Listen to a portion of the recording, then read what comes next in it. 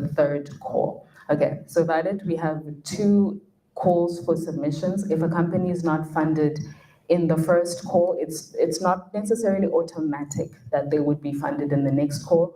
They would need to go through the same process. They would need to make an application, pass compliance and all the other requisite stages, and then they would also once again go through the adjudication phase. And it's therefore a process that repeats itself the same way that it would have been carried out in the first call or the second call.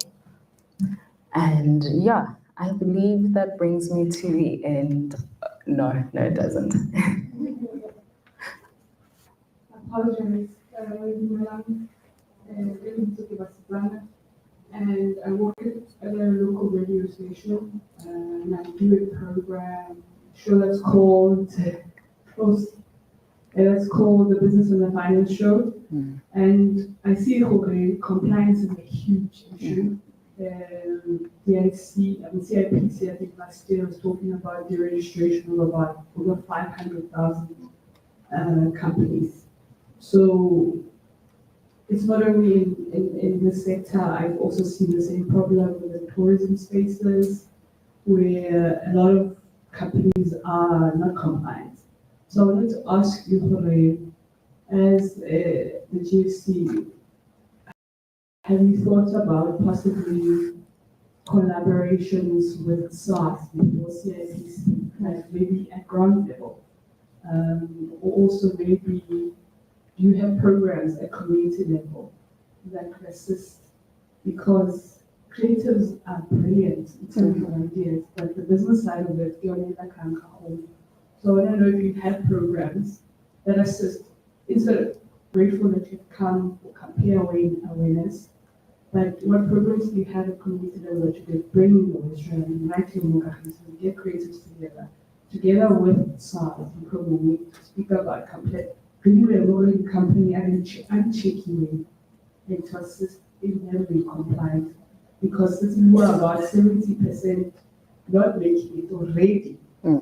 So how can we therefore you assist to making sure that we give the tools to make our small businesses, those creators as businesses to grow economically. Thank you. Okay, awesome. I like how you kind of flipped the end of your question and you said, how can you help?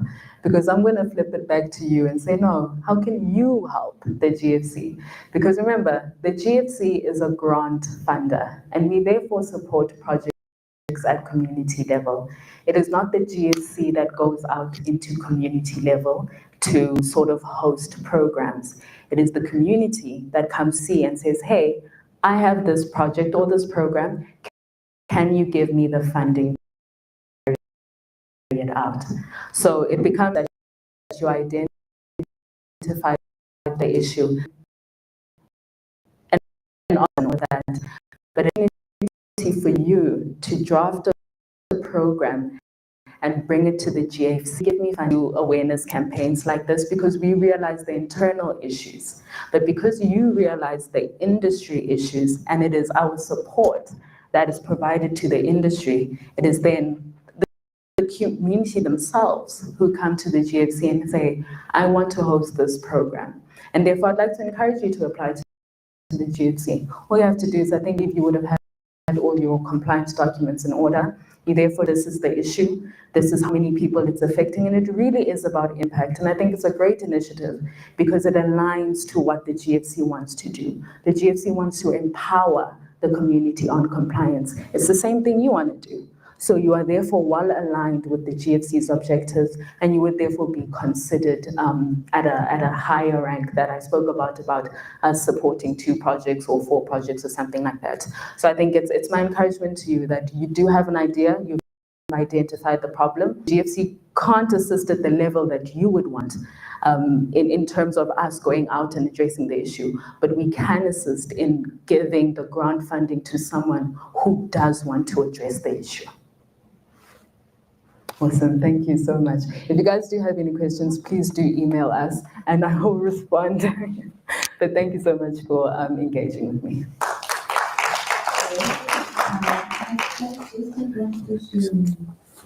Oh, I'm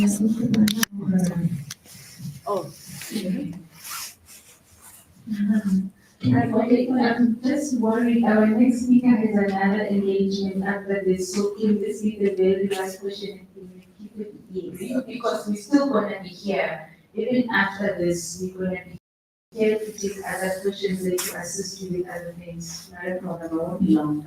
And then, Lina Naka is I am from the Home Tourism Association. We have, we are coming from a community where I feel for a really we have been forgotten. So as Karakum Tourism, we have a metaphor. We have artists that are really, really talented. We have a play in place. We've also got a proposal where we want people to really discover us. So I wanted to find out if you do apply to GFC, can we use the metaphor tourism information as that? Or what is it that we need to submit for us to get what is required, like if we can get funding from them? okay, awesome. So yes, the response is yes, you can indeed use the middle form documents to apply. It would just be important to ensure that the CIPC document that's used does indeed match the ID that's uploaded on the application. And in addition to that, I think the guidelines do indicate the 5 areas that we do service. And it also becomes a concern for the GCR when we don't receive applications from areas such as Monafo, because it is our mandate to also support them. So we're mandated to support many corridors. Monafo is indeed one of them. And I think if you do need more assistance in terms of how to align documents, I can indeed assist you with that. But the short answer is yes, you can indeed apply and sing that specifically. Sure, thank you. Please let's give her a hand.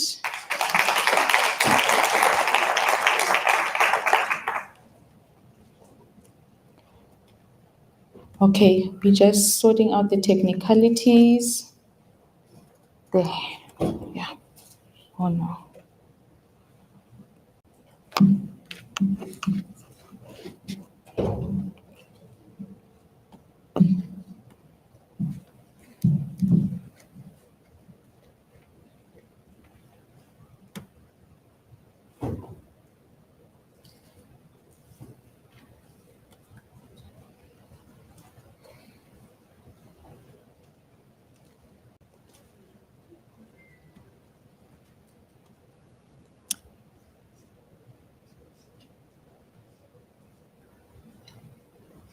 Record show on show both.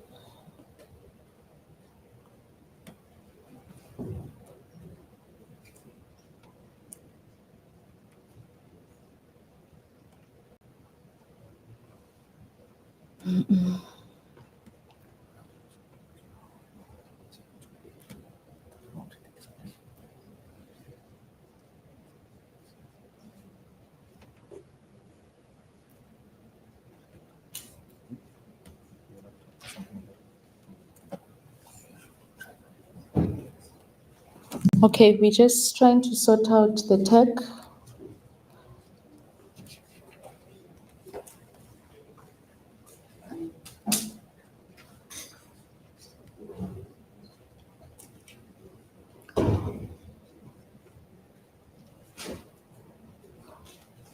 Maybe should we try another machine? Yeah, I think let's try another machine. Maybe convert it there while she starts and then. Is it in here? Yeah. Okay. Those people, so.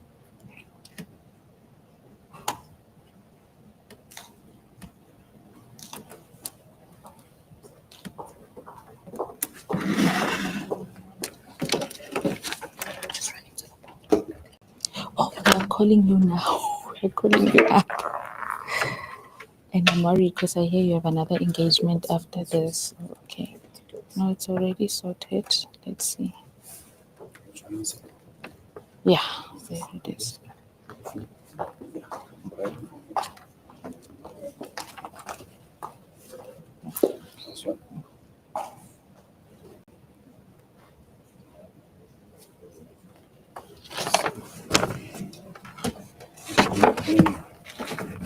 Okay, you don't want me to call you up. Thank you so much for your patience. And I think without further ado, colleagues, I think you heard me mention that our next speaker, she has commitments after this, so we will try and be quick.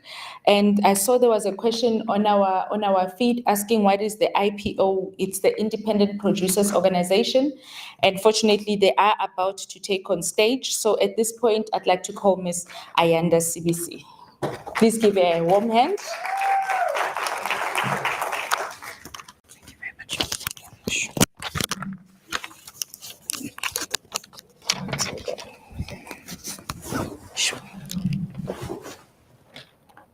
Thank you very much, Nono. I firstly want to greet everyone who's in the room today and thank you for taking time out during this weather to actually come, listen, and hear about the GFC in terms of compliance and how to basically better yourself as an industry practitioner. I'm a representative of the IPO. I do also have my fellow colleague here with me, Jade, who's sitting right there in the front row of the seats. Hopefully we'll be able to comp what the IPO does and the relationship we really do have with the GFC, which I think over the past 2-3 years has been very phenomenal. I'll just go through, just to give you a background in terms of the IPO. Just as Nano said, what does the IPO stand for? It stands for the Independent Producers Organization.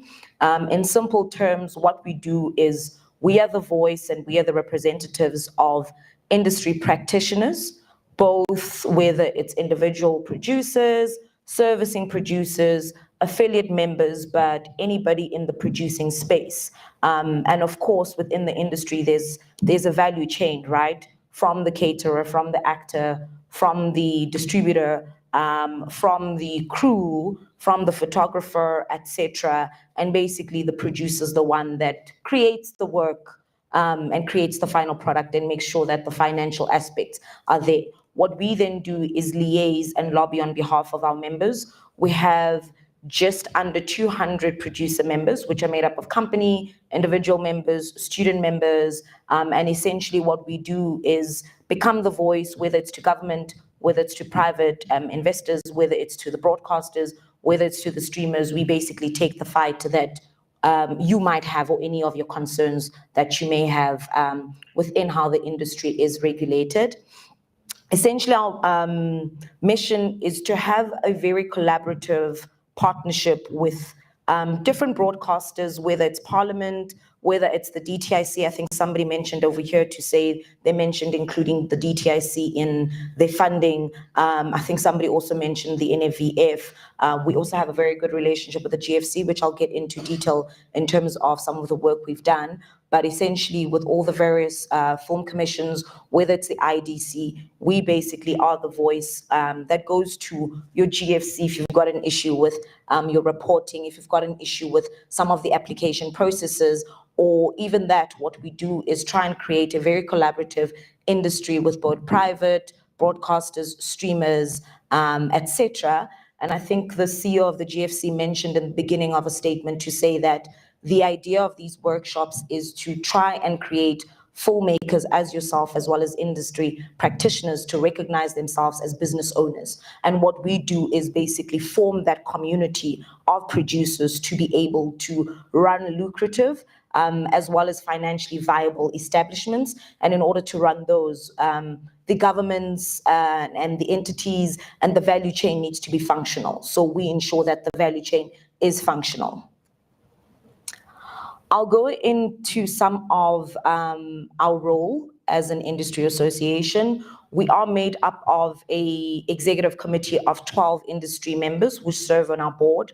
From that, some of our members are part of subcommittees, which I'll get later into. These subcommittees are basically essentially where we do all of the work. There are 5 different subcommittees, which are made up of the IPO. We've got the broadcasting and we've got the streamers subcommittee. We've got the DTIC, NEF and IDC subcommittee. We've got the national, we've got DSAC and all of the film commission subcommittee. That's where we do most of our local work.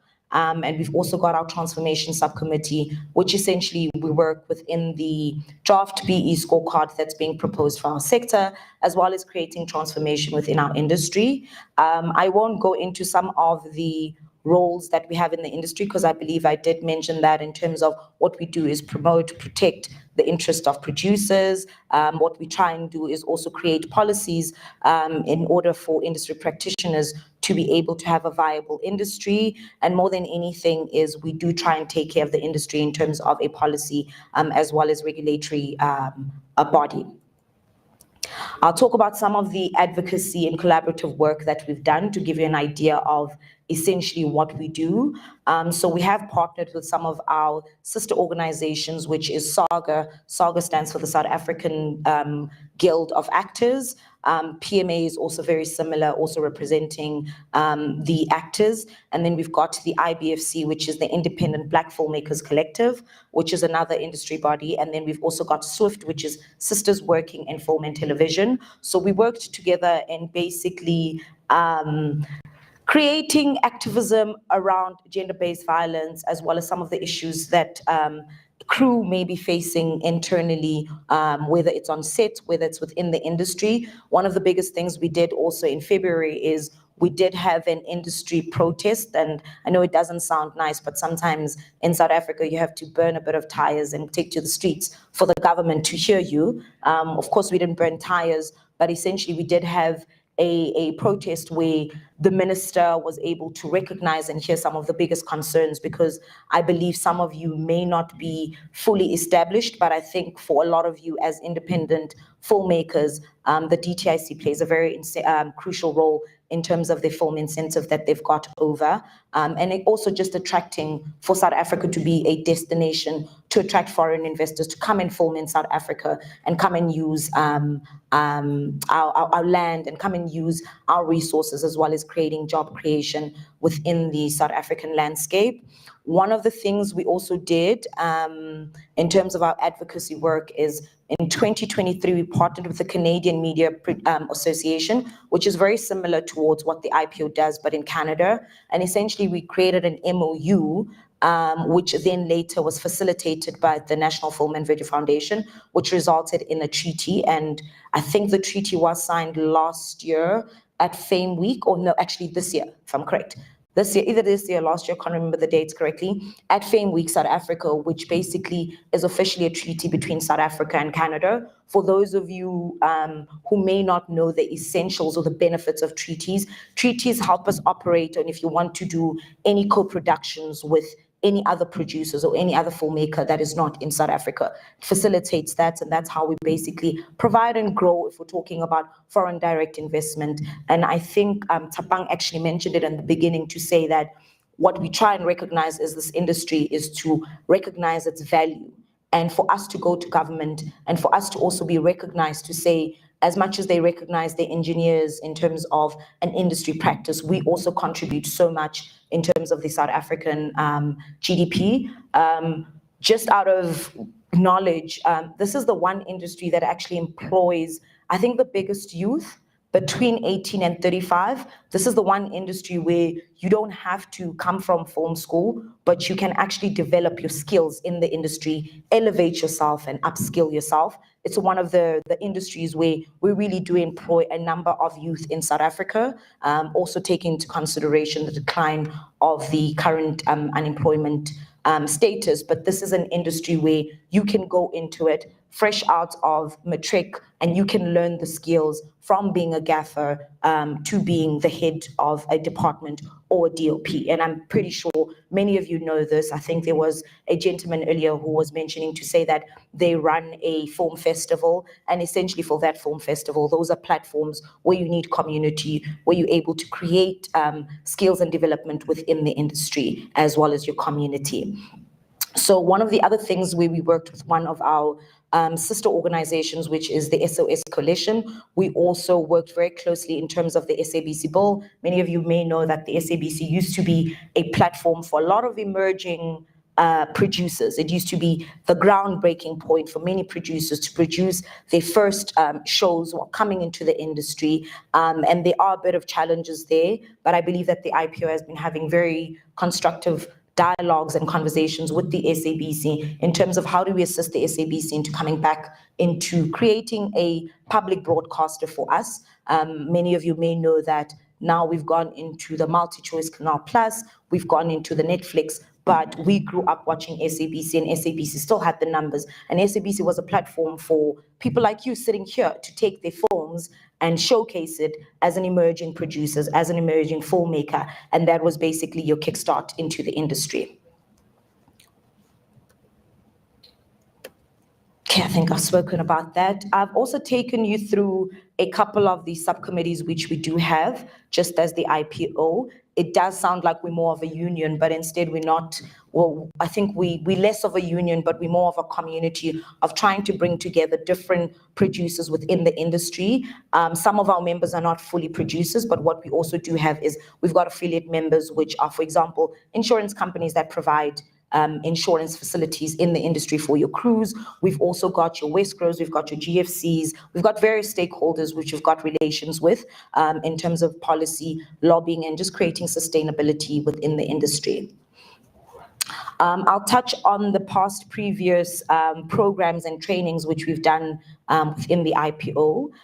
We did a Get on Set program, which was funded by the National Film and Video Foundation. And essentially we had 10 mentees and we paired them with 10 well-established producers within the industry. If I am correct, I think we had paired them with, Bomb's not the one, but we had paired them with, I think it was Known Associates Group, Moonlighting. I think we had Rouse House on there. We also had Burnt Onion. So essentially we got 10 mentees who were coming into the industry, and what we were looking for is they had to have a project which was in development. And what we did is we paired them with a well-established producer who was able to provide mentorship skills for them for a course of, if I'm correct, I think it was about 10 weeks. And in this, it also entailed getting to set, doing some financial plans, and getting feedback on the development of the project. We also had a very, very successful producer's guide to distribution workshop where we partnered with the GFC. We officially have an MOU with the GFC, and there's many, many other initiatives that we are doing at the GFC. I think there might be a number of you on here who actually joined in on that distribution workshop. The biggest gap that we have in the industry is the fact that we receive development funding, we receive production funding, but the question is, where do we take these films, right? Where the development should be actually in the beginning of the phase. So what we're trying to do is also fill those gaps and assist producers or filmmakers like yourself to say, how do we then connect you with actual distributors so that once you've created the film, you're not just taking it to YouTube if that's not your ideal, but how do you then put it up on an SABC portal, right? How do you then take it to a film festival? How do you partner with the distributor if you just have a short film and perhaps you want to create a feature from it and you then need to get the rest of the funding?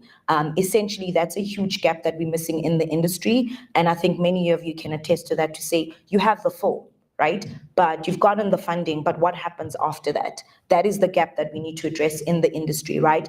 And I think Tsapang was actually mentioning earlier to say that the GFC even provides post-production, which many of the film commissions won't provide for that. But there's also that gap of post-production facilities and post-production funding to be able to have a lucrative value chain. So one of the biggest workshops that we did last year, actually in partnership with the GFC, was the distribution program.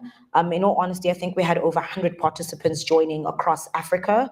It was also showcased, and what we did for the first beginning of the workshop is we had the GFC grant recipients who were able to submit through their projects and get feedback based on the funding they've received from the GFC and their project and when to take it next. The second day of the workshop, we opened it up to a broader industry, IPO members, as well as industry practitioners, where essentially each mentor was giving a guide in terms of how to distribute a program, how to pitch, how to do an elevator pitch in 30 seconds. I think you can see, yes, we had Renee, who's from Creative Media. We also had Thandeka Zwane, who's from Indigenous Film Distribution. It was a very well-attended initiative. with the GFC. There is also work that we're doing with the GFC currently. We are doing a study in the industry, and the GFC has been a very crucial partner in that. There is a lack and a gap in us taking the statistics to government to say, this is how much we contribute economically to South Africa. So we are partnering in a study, and we have been commissioned. I've commissioned a company called Allsberg, which is in the UK, and essentially they've been meeting with stakeholders, and we're hoping that that study would be able to shape and tell us what are the positives, what are the negatives, specifically within the DTIC incentive, and what's the next step in terms of our industry, considering that there is change in landscape, there is change in just generally the political as well as the social landscape of South Africa, which we experience on a daily. And some of our biggest engagements, you will always find us in film festivals, you'll find us at engagements like this, where we're always talking, trying to give the industry a better understanding of what the IPO does. You can definitely follow us on social media. You'll see us, we are always in attendance at your Durban Film Art, at MIP Africa, where we do actually have panels as well, and we get your well-established producers to be on those panels to discuss key issues which we need to address, which hopefully does become fruitful and provide mechanisms on how do we then address all of the key issues we have.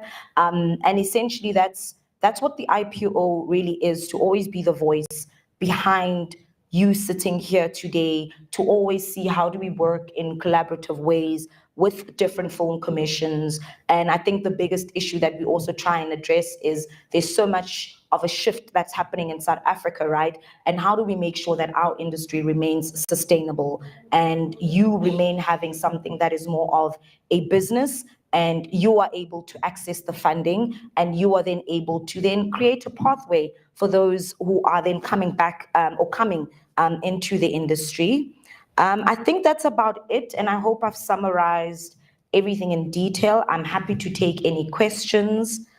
I know Tabang, I think Nono had said that I am in a rush, but I'm absolutely going to give my time for any questions, if there are any questions that any of you may have. Sure, I do. Okay, I see 1, 2.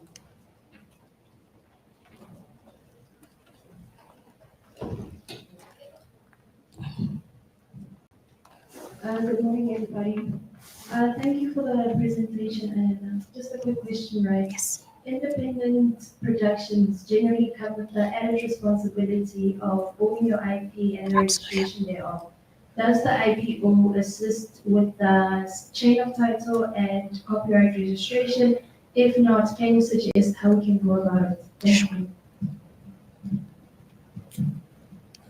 Thank you so much. I think I can respond back to that question. That's a very good question, considering that the independent space is taking a hard knock. So what we do is we won't necessarily interfere in terms of the agreements you may have with your broadcaster. Obviously, IP is essentially based on your agreement. If you're taking it to a Canal Plus, if you're taking it to a Netflix, that's your agreement and what you guys decide in your agreement to say, what's the split between IPs at 100% commission? What is it, right? And essentially what we can advocate and try and advise for is, we worked recently with the Black Business Council and the Competition Commission for the MultiChoice and Canal Plus merger. The biggest thing that we tried to make sure in our submission was that we do retain some sort of a spend from Canal Plus in terms of the local content spend in South Africa, as well as IP in terms of agreement. There's going to be a very tough one for us to fight it, but IP is essentially something that we're always going to advocate for, because that's your intellectual property. That's how you're basically able to monetize your work. To answer your question, what we can do is in the subcommittees, if there is somebody who is more established or has worked with a particular broadcaster, with a particular streamer, based on your agreement, if it's got to do with IP, they will always be able to afford you that. Chain of title, what we will do is we'll probably connect you with a distributor, because I think they're the ones who really facilitate that sort of chain and title. We are an organization, I think I always say we're quite well resourced in terms of the members we have, and in terms of their experience and what they do contribute towards even the ones that are emerging. So we may not be able to facilitate, because all we do is basically lobby, but what we absolutely will do is connect you in terms of the right spaces. I'm Shani. Milan. Milan. Sanbonan. That you did a good job. Thank you guys for being around. My name is Shani Bopera. Well, Nkulela ATV. But I have a question because I'm a writer and have done a lot of line producing. So do you only partner up with producers or do you adopt us as writers? Thank you. Thank you so much for that, Jermaine. That's actually a good question. So essentially, our membership is based off producers, but we do have a relation with the Writers Guild of South Africa, which we're happy to also maybe say you have a better benefit of gaining more knowledge if you are a writer. Essentially, our membership base is made of different tiers of producers. We start from your student membership. We've also got your individual, which is individuals more like an emerging, you've just made it into the industry membership. And then we've got our different tier for producer members. Those are the bigger, more established companies with maybe a couple of million turnaround that they have. They've been in the industry. You're servicing companies such as your Form Africa's, you Moonlighting, who provide that. So essentially, it is based on that, but you have better benefits if you are a producer. Our affiliate members, as I explained, will be, for example, companies that are providing a service as insurances within the film industry. Then we'll have your Westgrows who will join in, even though they're not essentially producers, but they are doing and engaging with us as producers. But just to answer your question, advice for you is I'm happy even just after this to connect you with the Writers Guild. If you are a writer, you probably might have a better benefit with Writers Guild, but we do work with them. I think last year we tried to do a program with the Writers Guild as well as IPO. Fortunately, the funding was a bit slightly declined, but we do try and partner as well to try and merge with the rest of our sister organizations. Sure, I think we've got a question over there. Hi, Anne. Yes. With your mentorship program, right? Yes. Let's say hypothetically, I'm new in this whole filming and production industry, right? And I say, okay, I don't have a film as yet, but I would like someone who can mentorship me, someone who can teach me the ropes. This is what I would like. I'm aspiring to do as a film and a producer person.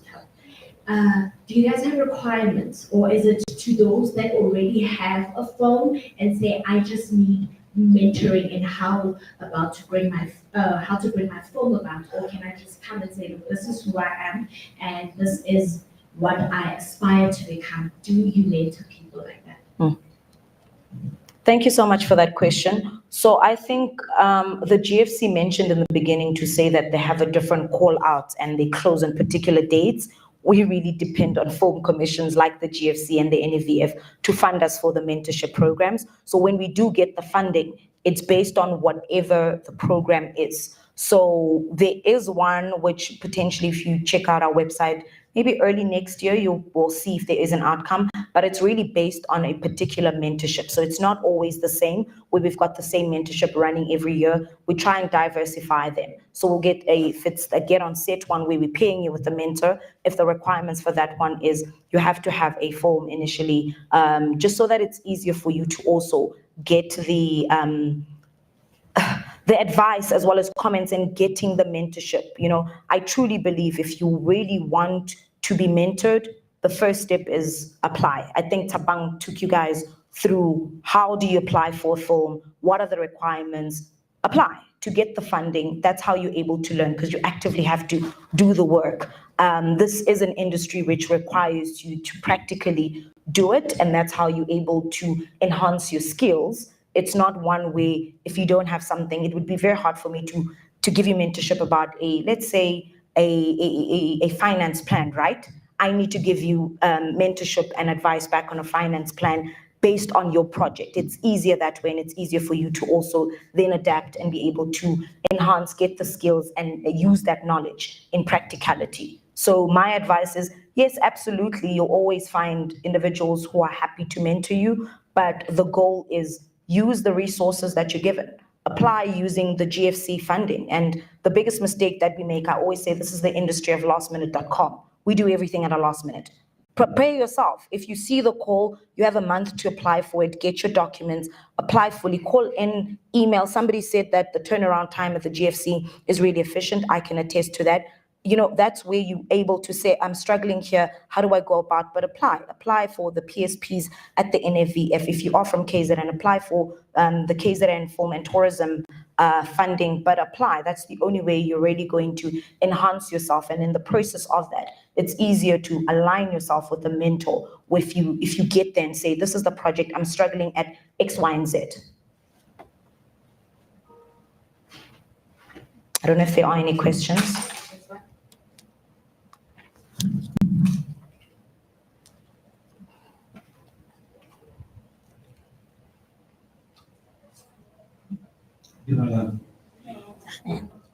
My name is Rama Chonana from Gauteng Biomodeller. We just arrived late. I'm not sure if my question has been discussed or what. I believe in community development, and there are some other stuff that I'm pushing aside to make sure that the youth can be motivated, you know, get jobs and stuff like that. The question that I would like to ask is, what does it take to bring programs to Marafong City? Because I believe that things are not really happening that side as much as they are happening in Mohale City. We do have talent.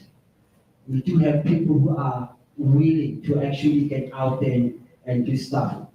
I myself, I did television and filming. I edit the podcast, and you know, I'm just vast. I'm into IT as well. I'm a facilitator and stuff.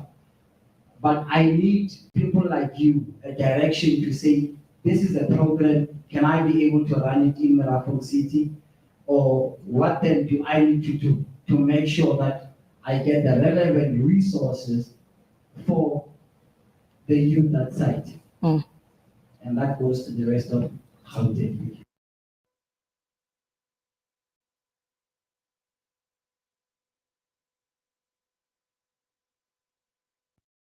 We try and fall. We are definitely absolutely well aware of what the industry is like, especially in underdeveloped areas. How do we then support them as stakeholders and support industry practitioners who are upcoming in those underdeveloped areas? I think you might have missed in the beginning, but that question is actually directed more towards the GFC, and I do believe they have been covering to say this is the stuff that they're doing, incubation programs. So it was answered.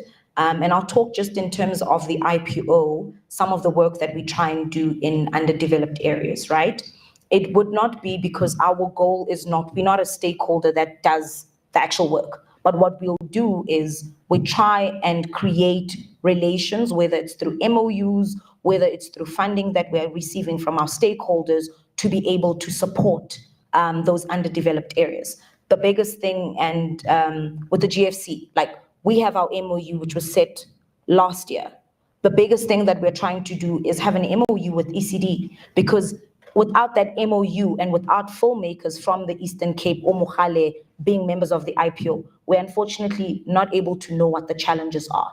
We need the members in subcommittees when we have discussions of these are the industry challenges to come and say, but these are the issues we are experiencing in Mohale City. And that's how we're able to say, are we writing a letter to the minister? And I have to attest that we write a number of letters. You know, it's our thing, it's our goal. So that's what we'll do. But without us knowing and you not being a member of the IPO, we unfortunately would not know what those steps are. But if you are doing, for example, a film festival or you'd like us to show up, you can absolutely email us. We'll absolutely support that. We'll get you and try and connect you and use our networks to try and boost those underdeveloped areas, to even boost you as well. If there's one thing we'll do, we'll absolutely try and do that. We always get email correspondence of, hey, can we get somebody, we are doing this XYZ, just jump on a Zoom call, do a presentation, tell us about the industry. We offer that. We offer, if we don't have somebody in Mogale City that we can send out to be a representative, we try and find other ways. But we are trying to reach out, and we're more than happy to hear from you if there is concerns within the industry, or if there's any way that you'd like us to assist you.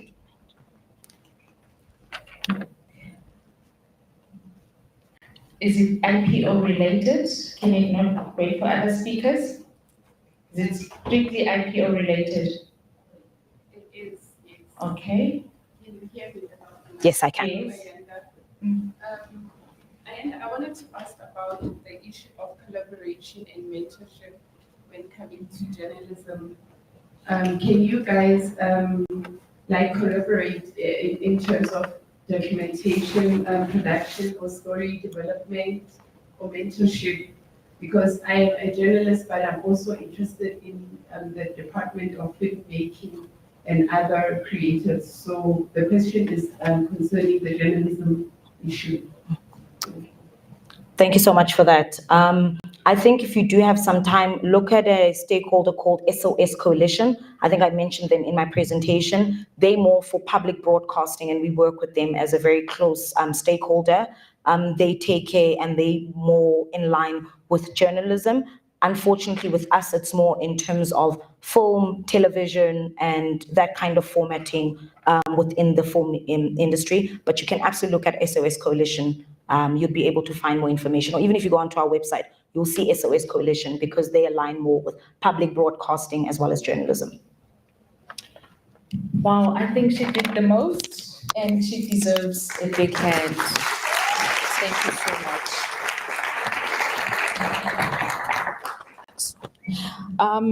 So that was the Independent Producers Organization. Thank you so much. We are running because we are tight on time now. I'd like to please call on stage Mr. Dion Govender, who is the Mogale City Special Economic Initiatives Manager. And I think we want to sharpen our ears on this one, because we're going to be here and gone, but he's the one who's going to be left here with you. Please give him a hand.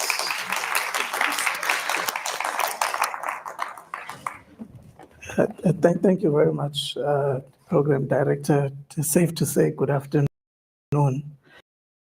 I wouldn't be too long. I just wanted to get protocol issues out of the way and to recognize the CEO and the entire team from DFC, and to also register our sincere appreciation, not just only as Mogale City local municipality, but as the entire West Rand district.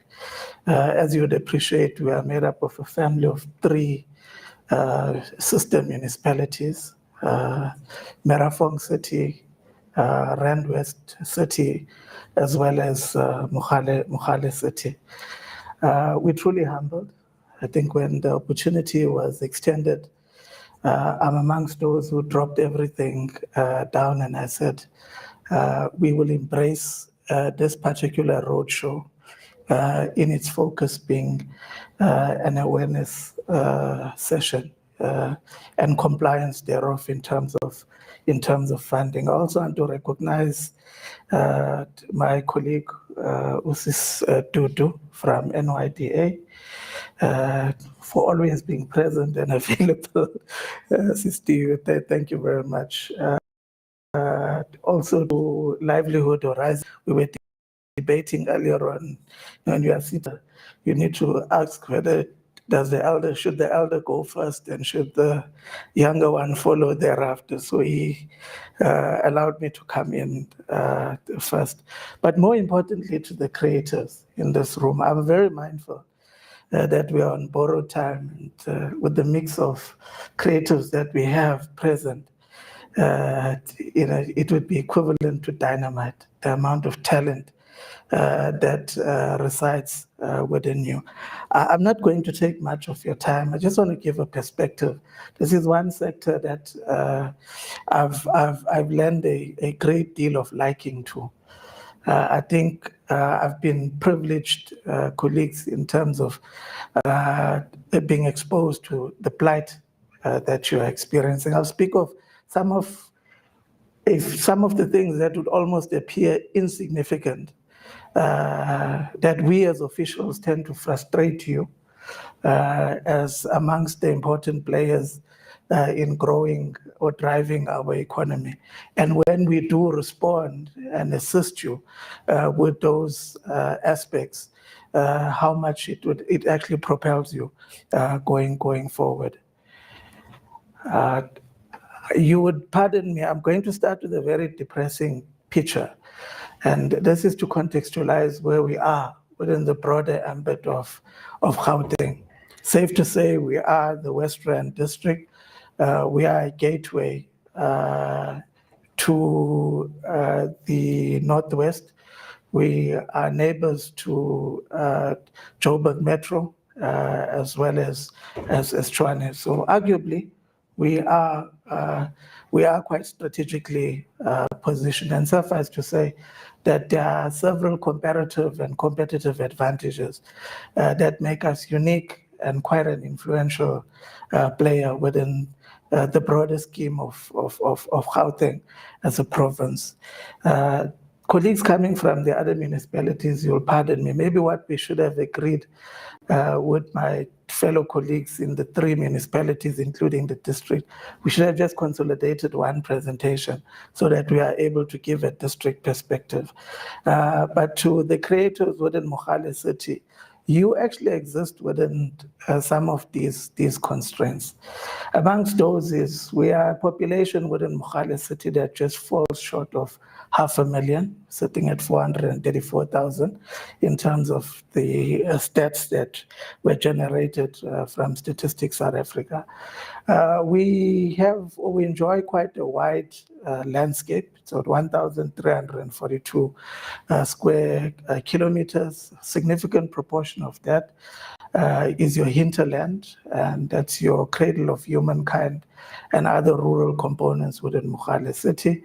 And then the buzz in terms of our township economy, Kagiso being amongst the prominent townships, Mansfield and the likes. Closely located to that is the worrying unemployment rate. We're currently sitting at 53%, implying that half our population and youth are a significant component of that population remain unemployed. It's further depressing if you compare us with the national average. We're lagging way below the national average, which is 32%. We are quite an ambitious local economy as Mogale City, and some of the projections we've toyed around was growing the economy by 1.5%, which is not far off from the prerogative at national level. We have seen worrying declines, and this has largely been exacerbated by sectors like mining and agriculture, where a bulk of the jobs have been shed. We've also been hit hard in terms of our tourism, hospitality industry, our retail sector. And you do find some expression, because that's where we would locate you in terms of the creatives industry, taking a leaning in terms of the back and forward linkages associated with tourism, and then making your needs obviously known. Okay, I just don't want to spend too much time with this. This is how we are constituted. I'm sorry that the creatives industry and tourism, that doesn't appear there quite prominently, but this is factual. Agriculture and mining are amongst the primary sectors within Mogale City. Krugersdorp, which is one of your prominent towns within Mogale City, is amongst your historic towns in which gold was first discovered. And not just in the West Rand, but in the entire Gauteng. So your reef and connotations associated with the reef and settlement patterns that arose, including Kagiso and many other areas, take a cue from that historic fact. At the secondary level, we have sectors like manufacturing, electricity, and construction, and they do contribute quite significantly. It's around 20% that they contribute as such in terms of proportion. Then towards the latter part, at the tertiary level, trade, which I think that's where you would find yourself playing in, so 11%. Transport, finance, and community services. I must make this point. As a population of Mogale City, with the stats that I've given, we are highly dependent on social services. I've deliberately put in community services there as amongst the sectors, because without the social relief and support from government, our unemployment levels will soar even higher. This is what I was trying to make reference to earlier on in terms of the job losses that we've suffered. And I'm mindful that some of you are actually a victim of this scenario. We saw a worrying decline in terms of job losses. I think the last time we tallied figures, and I don't intend depressing you, I think the other slides will speak of some of the positives. It's around 77,500 holistically in these sectors. I already spoke about the unemployment rate and the urgent need for us as local government, as various spheres of government, to respond in terms of addressing, be it through an interventionist approach or be it through providing support as far as those sectors are concerned. Obviously, our population is growing at an alarming rate. We also want to grow the GDP, and hopefully the creatives sector can also claim a proportion of that. We want to see household income grow, because when household income grows, there's lesser dependent on government, in inverted commas, in terms of indigent support and social relief. Households and families become self-sustainable because of the income that's generated, and we are able to see much more prosperity. You are able to spend more. You are able to invest in the finer aspects of life. And most importantly, we want to see employment grow. But what's the real picture in summary? Our unemployment is quite high, or concerningly high. There's low levels of employment growth, and I'm looking at you as creators, because you also expected to churn the jobs in your various ventures and commercial initiatives that you are pursuing, over and above it being your passion and something that you invest quite a great deal of time and resources in. Low investment levels. We're hoping that the likes of Lensira Airport, the Leratong Smart City, and other key developments in the pipeline would begin to change this picture. In essence, if Mogale City suffocates, the entire West Rand district suffocates.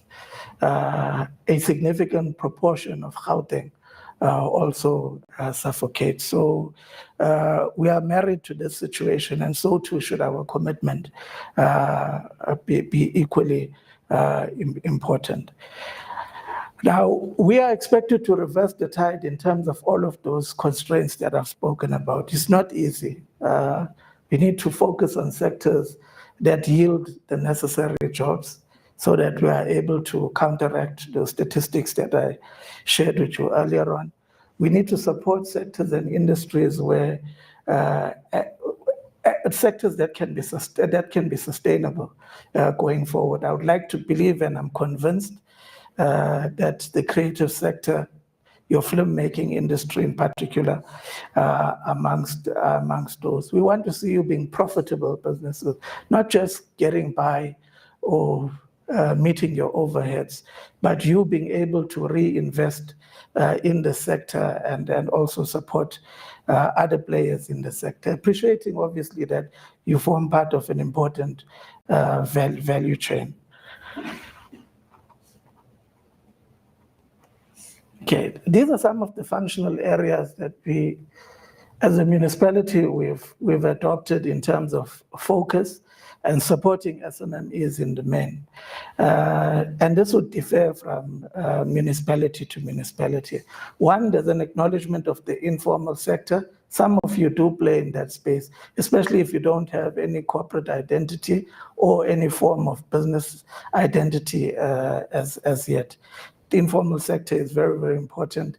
Money circulates quite rapidly in that sector. So it's a sector that we need to support, be it informal traders at the side of the street, or be it creatives like yourself.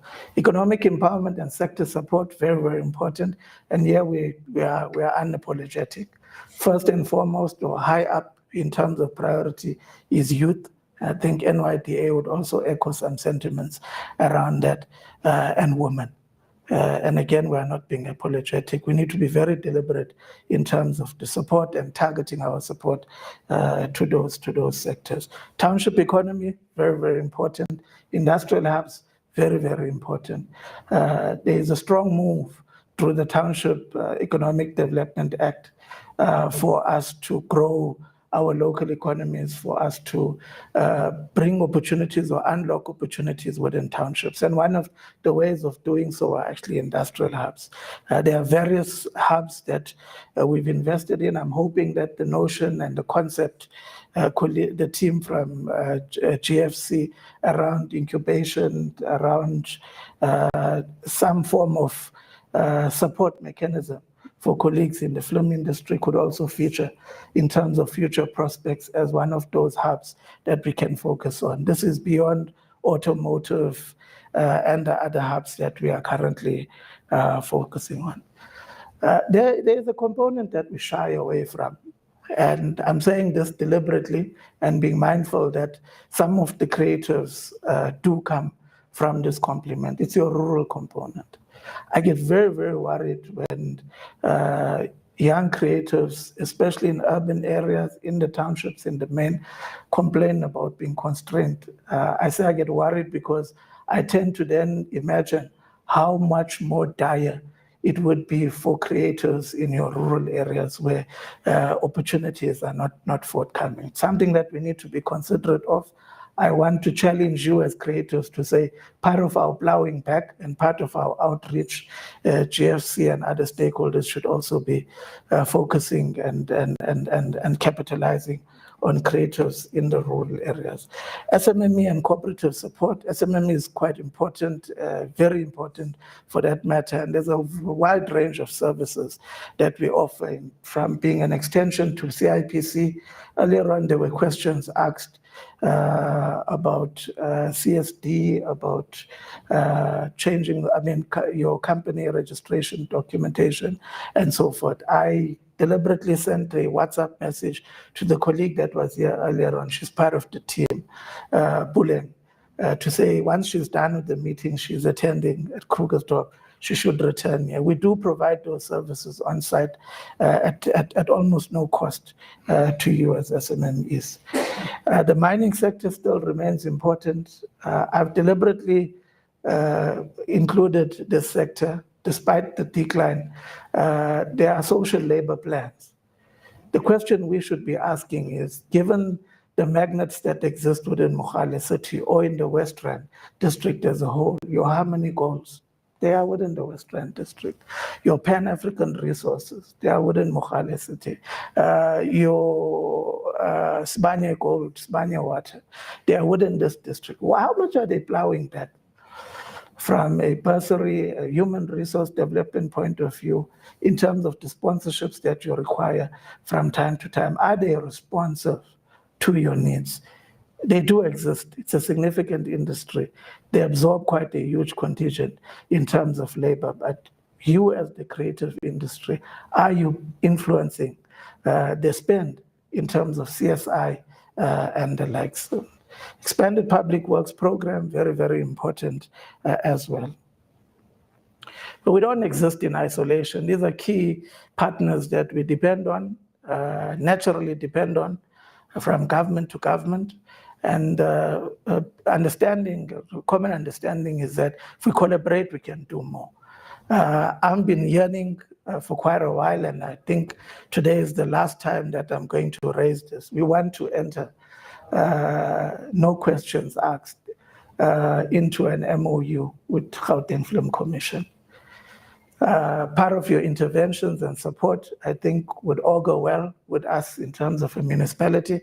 And I would like to see a situation where even our budget spend is quite deliberate and intentional in terms of supporting the creatives industry. I wouldn't want to stand here again next year and say we have zero budget in terms of supporting this sector and the various other subsectors in it. The only way we're going to be able to do so, or constructive way in doing so, would be to collaborate with the Gauteng Film Commission. There are various other departments, but I've just highlighted those, NYDA and the likes. We've done a peer review or barometer in the past 3 years of the support that we've provided. It's quite wide-ranging, and I want to be the first to say we've been found wanting in terms of supporting the creatives industry. I'll speak about the Mogale City, the Cultural Forum, Arts and Culture Forum in my slides to come. But these have largely been our measures. Permits, licenses, that falls within our domain. We conduct inspections, we conduct joint operations, we actually collaborate with various stakeholders in terms of, and role players in terms of trainings and the likes. I want to spend some time in terms of the targeted sectors. And it wasn't to sound nice that I put the creative industry there, but we would want you to feature much more prominently, to feature further up and not to be a by the way. We as municipalities, especially the local economic development units of local municipalities, have really been found wanting. I don't think any of us can confidently say in less than a minute, this is the support that we provide to the film industry, to the creatives industry. And that needs to change. And I'm speaking on behalf of my colleagues that are not here. But that, by the way, is the basket of sectors that we've focused on. And I'm pleased to say you feature there as well. I've deliberately put in this slide to say our focus, and it's been a very sharp focus at late in terms of our multi-year planning, is to shift away from this piecemeal approach. You would provide this kind of support in isolation. You wouldn't speak to other stakeholders or role players in the industry. Pride yourself that you've supported 10 creators, and post facto, supporting those creatives, there's nothing that you can write home or you shy away from a sustainable intervention. So I put this in because it's one of your brownfields that the municipality has invested in. This is just open ground. Those who know Ritvale and Swanaville. And the municipality is playing a very catalytic role in terms of unlocking economic development in Ritvale. It's also plagued by a number of those hindrances that I mentioned earlier on. Amongst the things that they're investing in, there is a business park, a fuel station, an office park, as well as a taxi rank and a shopping facility. This kind of development, or this approach to development, including the likes of Leratong Smart City, the likes of Lensiria Smart City, is actually pursuing this approach that is not just about building houses or building residential units. You also need to be, you need to influence economic and commercial activity within those precincts, within those nodes. And I'm saying this deliberately to you, and I've included the slide deliberately because you need to trouble yourself about it. I was quite pleased. I'm not sure if he's here today, Bheki Mncube, who actually wanted to, one of his scenes in the short film that he has recently produced was to actually do a shoot at one of the industrial hubs at Mansfield. And we availed it to him at no cost. We also understand that money isn't easy to come by for this sector. There are a number of compromises and sacrifices that you make just to stay afloat. I don't want to even use the word relevant, just to stay afloat. Profit margins and all of these nice terms that are spoken by economists and development economists are still quite far-fetched from you because day in, day out, you are fighting for your survival, leave alone your relevance. But I'm raising this because within the context of films that you produce, the stories that you write about, you need to be writing a narrative about this dispensation that we find ourselves. I'm not saying apartheid and legacy issues are not important. Don't interpret me incorrectly. But the creative industry should also be reflective of where we are going as a country, an incumbent of those endless opportunities. And this kind of infrastructure and these kind of developments have at their heart a number of opportunities that are going to be unlocked. Your narratives, your scripts should be talking about these kind of developments because they are intended at changing the landscape of the local economy. As I said, we do appreciate that we have the Arts and Culture Forum, very progressive formation. And they are also quite constrained in terms of resources. My humble plea is that you support them. They are the closest that we have in terms of interface with Gauteng Film Commission and various other sector bodies. Please do support them, be you from Mogale City, be you from Merafong, be you from Randwest. Please support this formation. It has your interests at heart. And I also want to point the fingers back at us as government officials to say, we also need to do quite a fair bit in terms of supporting and resourcing these formations so that they are able to carry out their mandate and they are able to reach out to you in the creative space. There are endless opportunities in this sector. And the previous presenters have spoken at large about them. Don't just take today's session as a session where you came, signed the register and left. Also utilize it as a networking opportunity. We are quite obsessed with training, and there's nothing wrong with that. And we should focus more on training and skills development.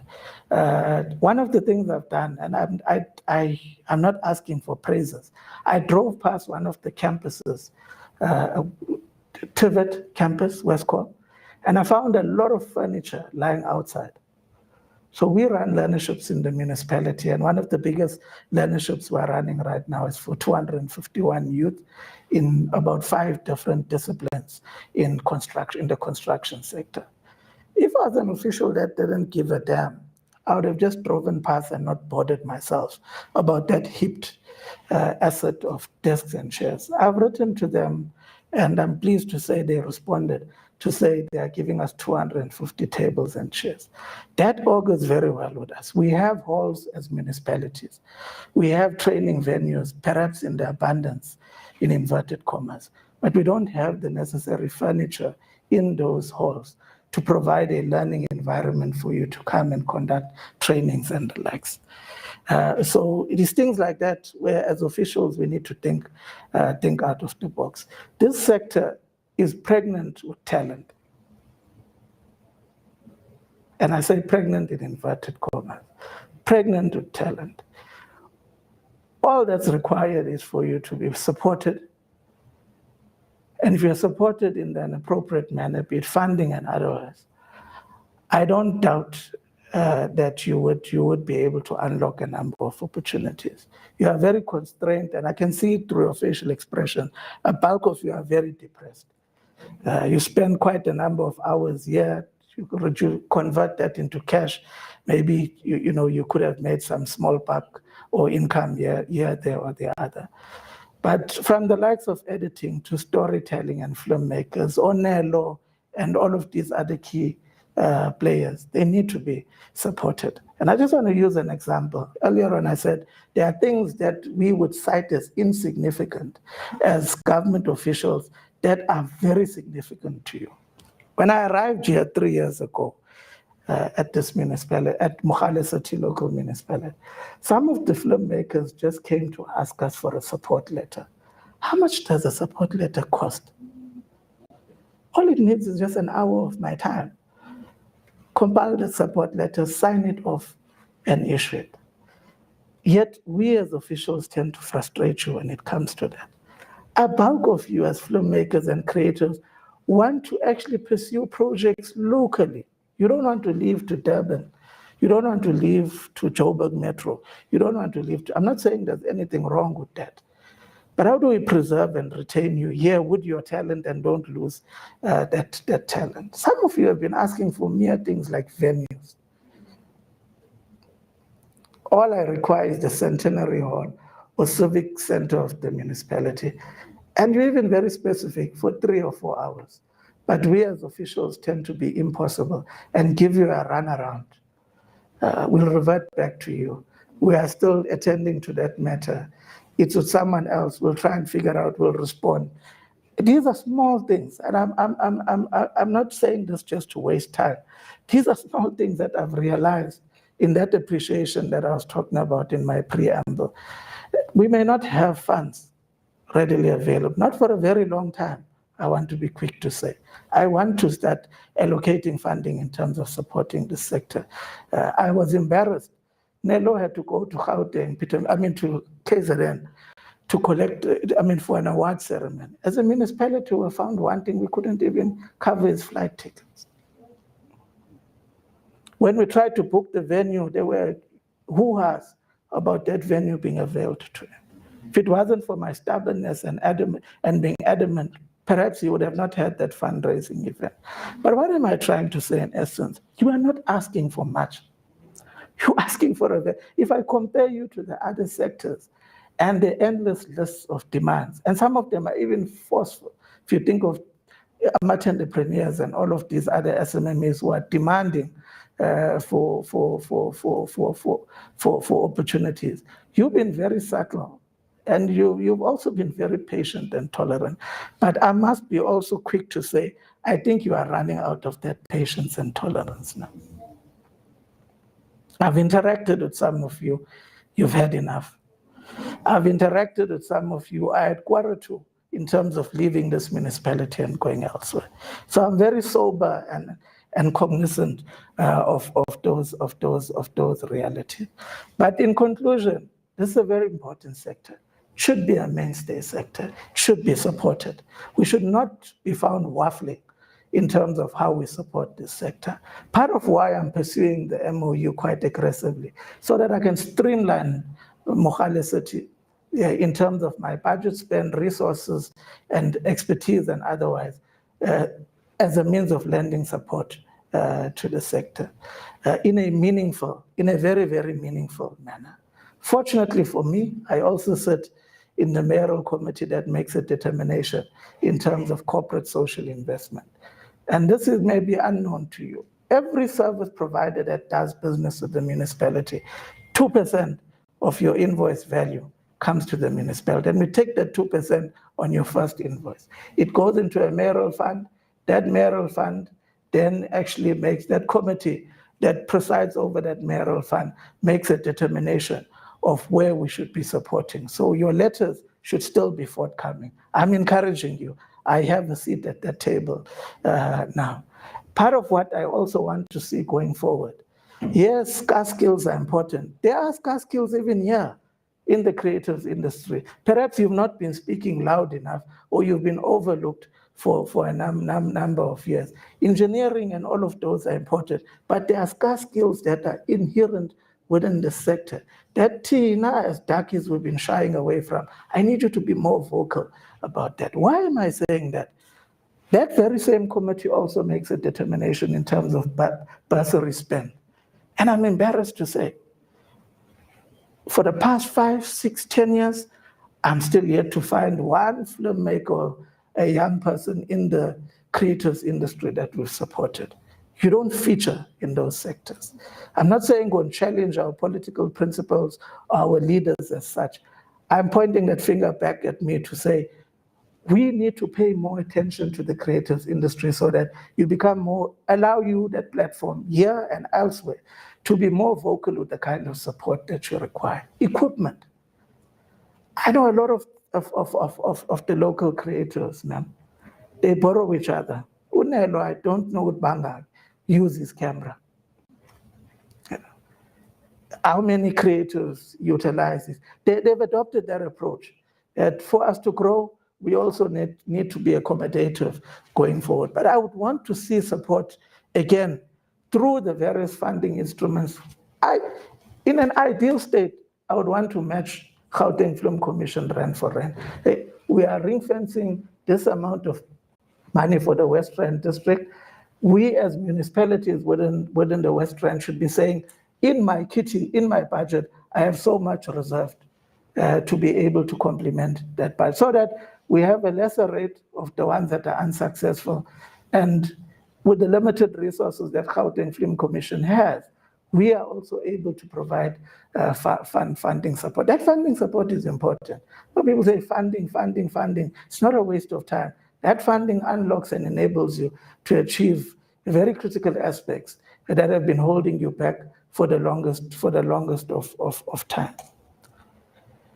I spoke about this MOU, and I hope I won't be coming back here again saying that we are still yet to sign that MOU. In the discussions that we've had with Charles from Gauteng Film Commission, we agreed that, yes, that funding, that MOU will be signed by our principals, but in the interim, what can we actually focus on in terms of getting things going? And I want to challenge the Gauteng Film Commission. Say, if we can feature you monthly in terms of the various interventions and support, the mentorship and the various other areas or services that you offer, I am extending my olive branch and saying our hands and our doors are open.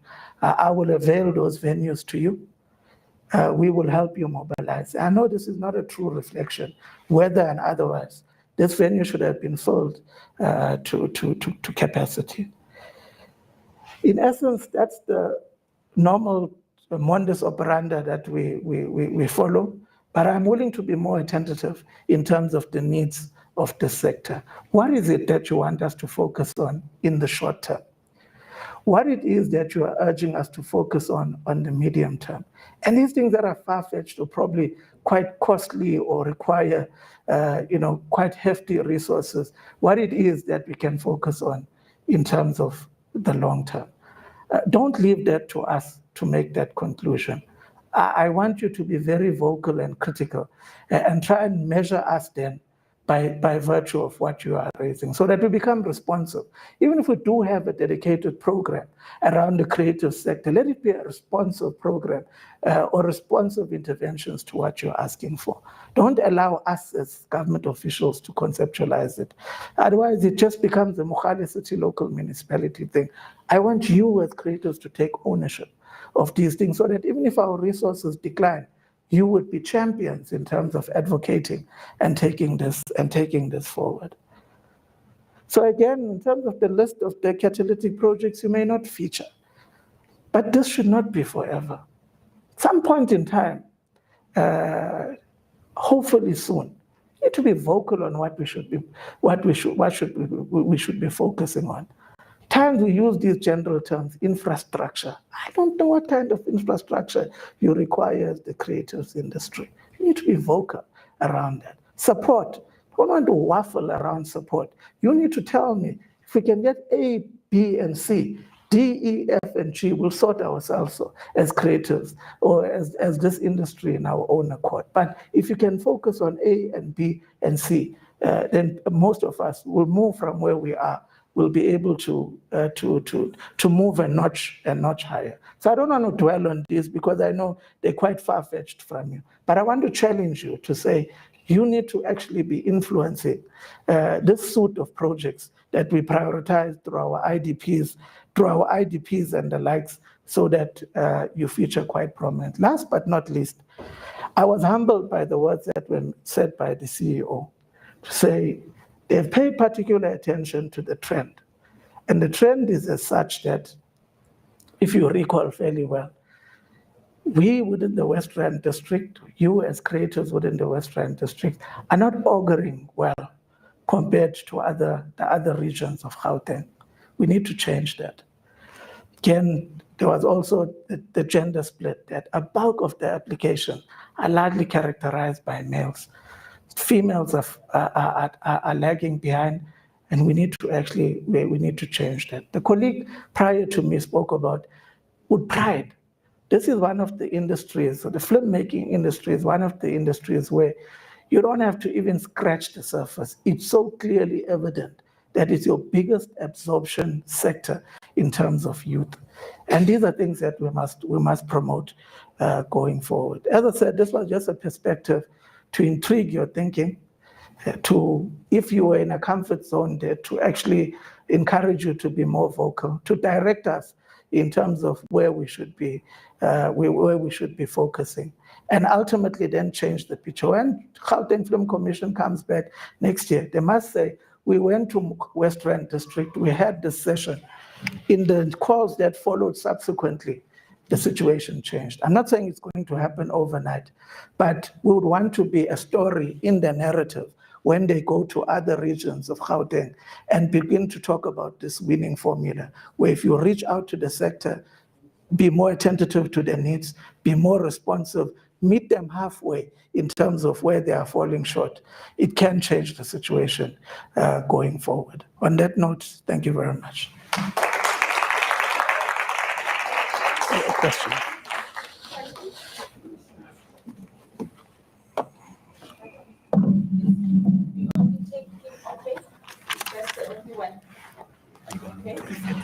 No, you can.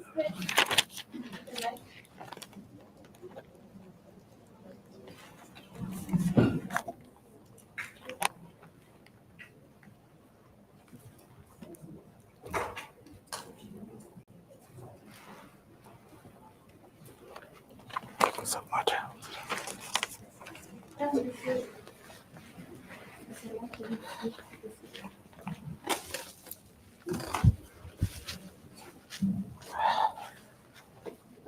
Good afternoon, Mr. Governor. It's honestly so heartwarming having you here this afternoon.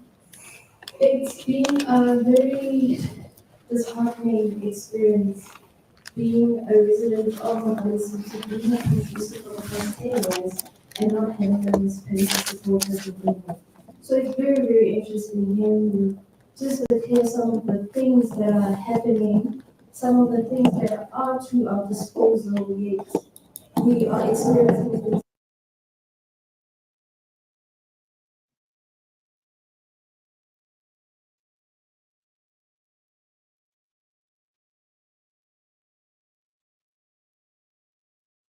Want to do it. We are being charged as if this is a burial cost as opposed to a location that we love to just fill it in. And to be honest, the gist of the problems that we are encountering are purely politics amongst the employees in this municipality. So just to define a way forward, can you kindly just advise as to, do we now come directly to you? And just to put it out there, people think that sometimes that has been very helpful from an arts and culture department point of view. However, their hands are tied. They can only do so much. So what is the way forward in us having fruitful productions in Mohale City? Thank you.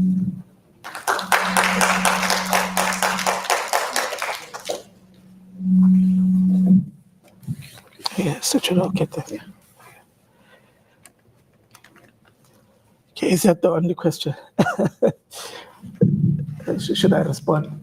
Okay, no, you can come to me. Yeah, I've learned a lesson that when you refer, especially if you speak in these platforms, and you refer those who are aggrieved or in need elsewhere, it tends to just frustrate them further. Yeah, let me be your to-go person. I've accepted humbly the role of being an advocate and champion of this sector. And it all started with being more attentive, listening, speaking less, listening, and also helping SMMEs walk through all of those hurdles. So if it's cemeteries that you require, it's not the first time. I think we did provide a support letter to that effect. There was also a request for, because you have your entire crew when you are doing your shoots, security becomes an essential aspect. So we do have law enforcement within Mogale City, and at times all you just need is for that scene to be cordoned off, and for team members to be given that sense of certainty that they are safe. Doesn't cost much. So yes, let me be your to-go person. Those emails, those calls can come directly to me. I'll try my utmost level best to actually get them processed. I did admittedly say I do not have a dedicated budget for this sector as yet, but I hope it's the last time. Or maybe let me bravely say it's the last time. In the financial years to come, we must be able to say in the creatives industry, this is how much. We have some way to start off and grow it over time. We need to start somewhere. This thing of not having, and I heard the creative, by the way, we had a sector session in the IDP for them, the arts and cultures. Oh, they were very vocal. I think when they were consolidating the lists, your lists in terms of needs, frustrations, and concerns exceeded even other sectors. That's how frustrated you are or underserviced you are, for a lack of a better word. Yeah, I'll be here. I've deliberately cancelled all my commitments for today because I wanted to also remain here after the session so that we are able to interact. Thank you. Sure, that was a mouthful. I am so humbled that we could even get you here, and that being here, you have demonstrated such a deep understanding of our industry and so much support. And I know that there's more questions, and the questions will come after this. And at this point, without further ado, I think another speaker that we've really been looking forward to from the NPO, Livelihood Horizon. I personally am one of those affected by some of the issues that you touch on in terms of our households. And I hope that we're all going to take advantage of you as much as we can. Mr. Stanley Molson, kindly approach the podium. Please give him a warm hand for the work that he's doing.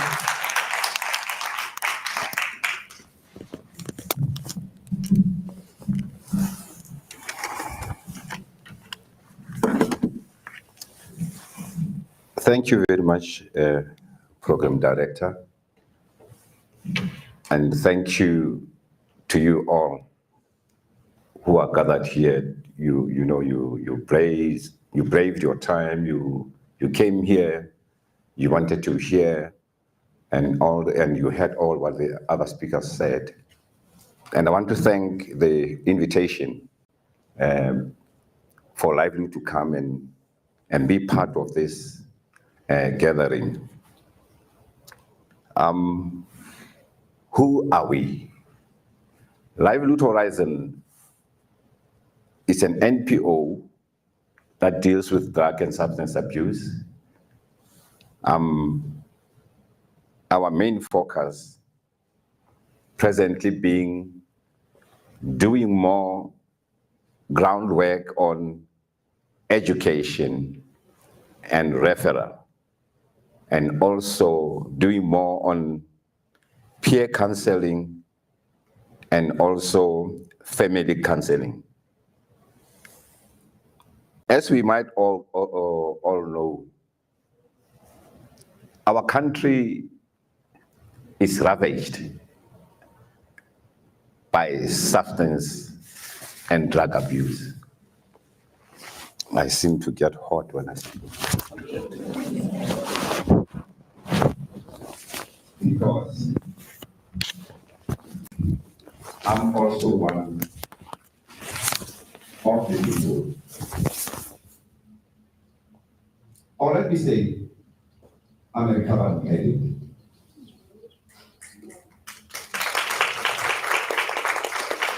"25 years clean and sober." 25 years. And thanks to my sister, who's my boss also. Yeah. They offer for it.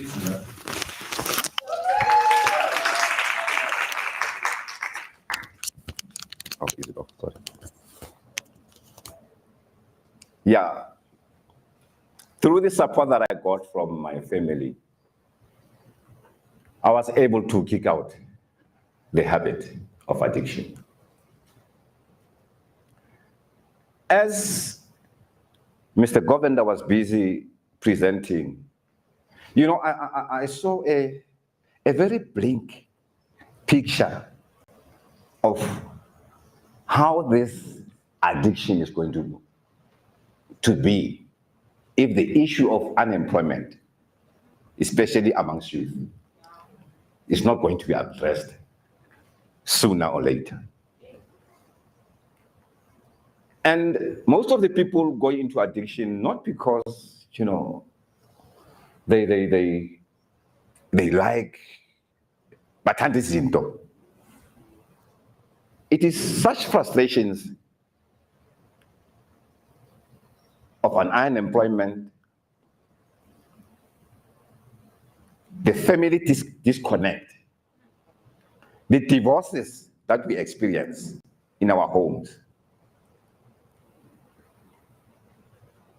that are actually the drivers of drug and substance abuse. The neglect that we are experiencing, lack of parenting skills, that also are the drivers for drug and substance abuse. Imagine if 53% of people here in Mohali City are unemployed. Where are they going to land? They are going to use either alcohol or drugs as their recreation, or part of, you know, trying to get solace. We end up doing drug and substance abuse, some of us because we were born into addiction. There are children who are born into addiction. And genetically, they are drug addicts, even before they could even lift a bottle of beer or pick up a scave of a Zol.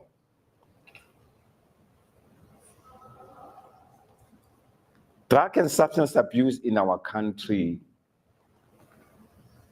is no longer an epidemic. It is a pandemic. It is said that Mr. Govender, and I'm speaking to you as a leader in this municipality, that maybe you'll be able to advocate for these children who are into addiction, and you'll be able to advocate. There is one center within your municipality, which is Randfontein, Mr. Governor. Life Recovery Center, which used to house 700 beds. And today, as we speak, that center is closed. It is said, with the type of problems that we are experiencing in drug addiction, it is very unfortunate that that center had to close. As a drug referral agency, I utilize LRC, taking people from Soweto to that center. That center is going to become a white elephant if this municipality is not going to adopt it. Let me go to the programs that we are doing. Our vision.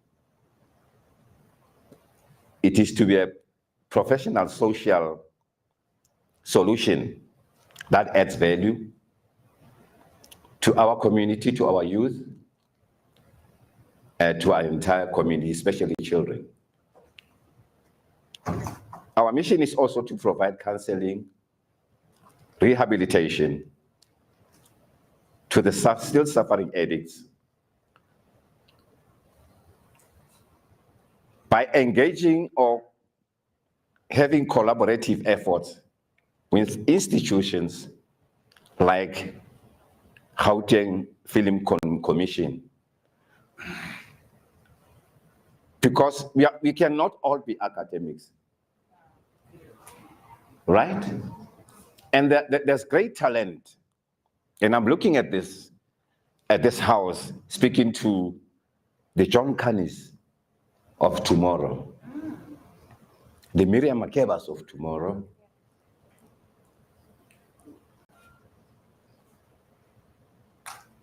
the writers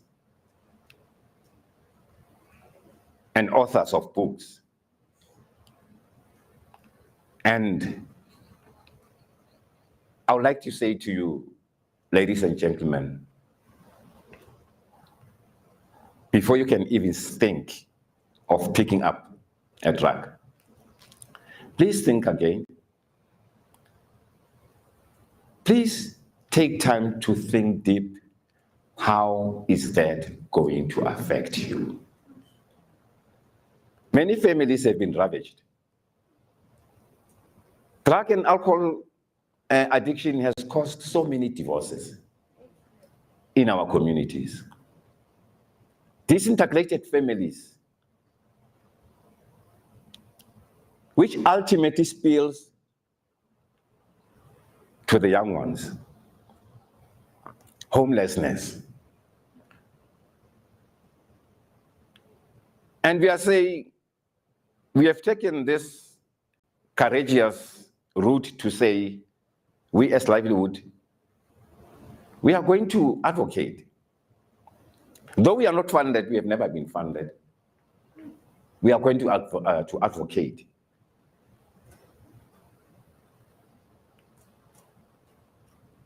And it's said that our leaders are sitting in parliament. And the people who put them in power are suffering.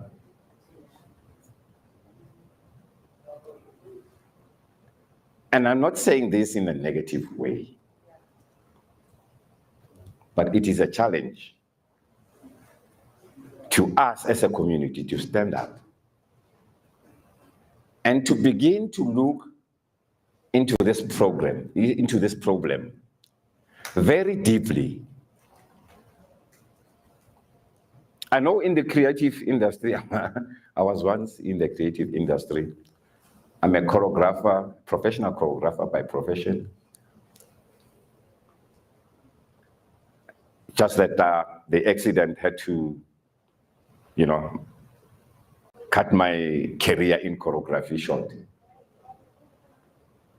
I've done videos, I've done movies. And there was one movie that I went into, Impintombi, the second generation, which I've never seen, being played in cinemas. And why? It is because of lack of funding, or people are not capacitated enough to understand the industry. And we see foreigners coming from America doing films here in South Africa, making big money and taking and making a living. And they come to our shores. I think it's also a challenge to you as creative to say, also go out there and look for collaborative efforts. Zmikse man. Ungasabi, ungathuki. Awuswaka, even if wathoma ne, uskathaba, ikenye. Mr. Govender, his doors are open to assist. GCF, GFC, it is committed. Banele and incubation and Tongena platform for people like you. So, Rona as livelihood, what we do, we always go to schools and do campaigns. That's our specialty. Public speaking, campaigns, mentoring, and what else steps? And skills development. So we are a committee-based organization, but we don't regard ourselves as people who have boundaries. We operate as far as Northwest, as Mpumalanga, Gauteng, KZN. We go, they call us. We go and do this public speaking. And I'd like to say, the most effective tool that we have seen working in this program, peer recovery coaching, where we onboard all those people whom we took to rehab for recovery coaching, so that they might understand what is their issue, what is their problem. Because the issue, it is not snake money only per se. The issue is when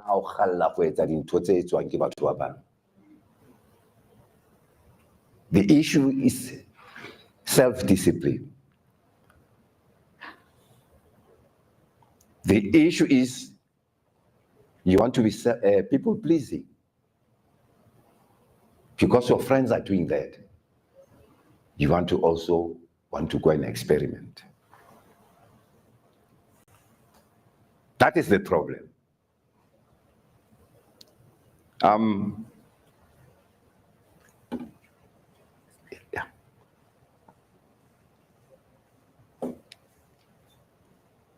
You know, I want to say this.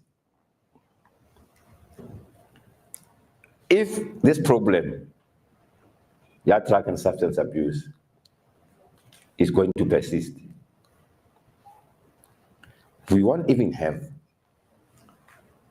these creatives in future. We won't. All that talent was a BEM. All the talent was a poser. I mean, we have seen this happening. The greats and the likes of Bontate Mahlatini. The great and the likes of Sister Brenda Fassie. Their talent in UAK addiction. So as creative guys, I'll say this to you. If ever you are thinking of even going to drugs, I did it for you. I smoked on your behalf. Don't do it. I did it for you. You do not have to be the Mataya or one of the states. Sabatho ba tlo shwang or ba tlo fetang talent ya bona ka addiction.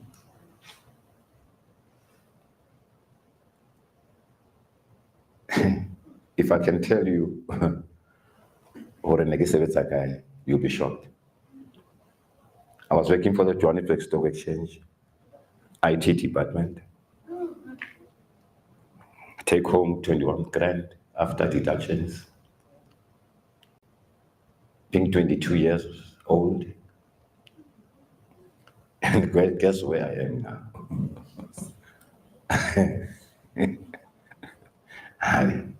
Ngifuna ukuyisho ngesikhathi le nto yazi ama-drugs azokunyisa. Ngifuna ukuyisho ngesikhathi ukuthi izwakale.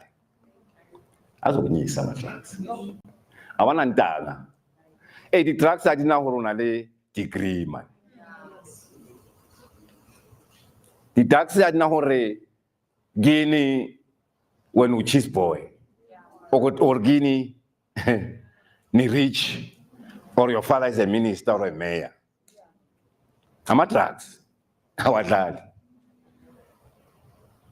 So as I say, please, I urge you guys. There are better ways of dealing with your problems than ungena kuma-drugs. I know in the creative space, mamela. I say focus. Say focus. I know. I've been there. So in ending, and as I'm about to call one of our, what should I call it? Baby in recovery, Sister Ntabiseng, just to share a journey. I will say, as she comes up, help is there. Help is there. All you have to do is reach out. Ungafeli ngaphakathi. Ungafeli ngaphakathi. Sanka is there, livelihood is there. If you need counseling, we are there, guys. Utilize these places. The offices of the municipal council, it has social workers. We have social workers free of charge. Utilize them. You need not put your fellow pagat. Please, as I hand over to Ntabiseng, a big round of applause. My name is Stanley, and I'm a grateful recovering addict. Yeah. Thank you, sir.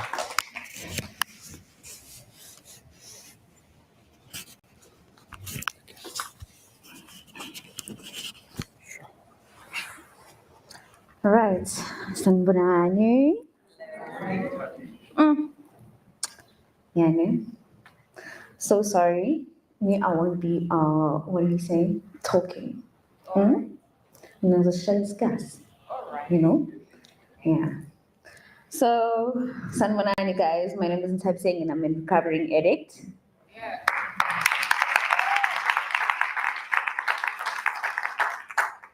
And I am 2 years and only 2 weeks clean.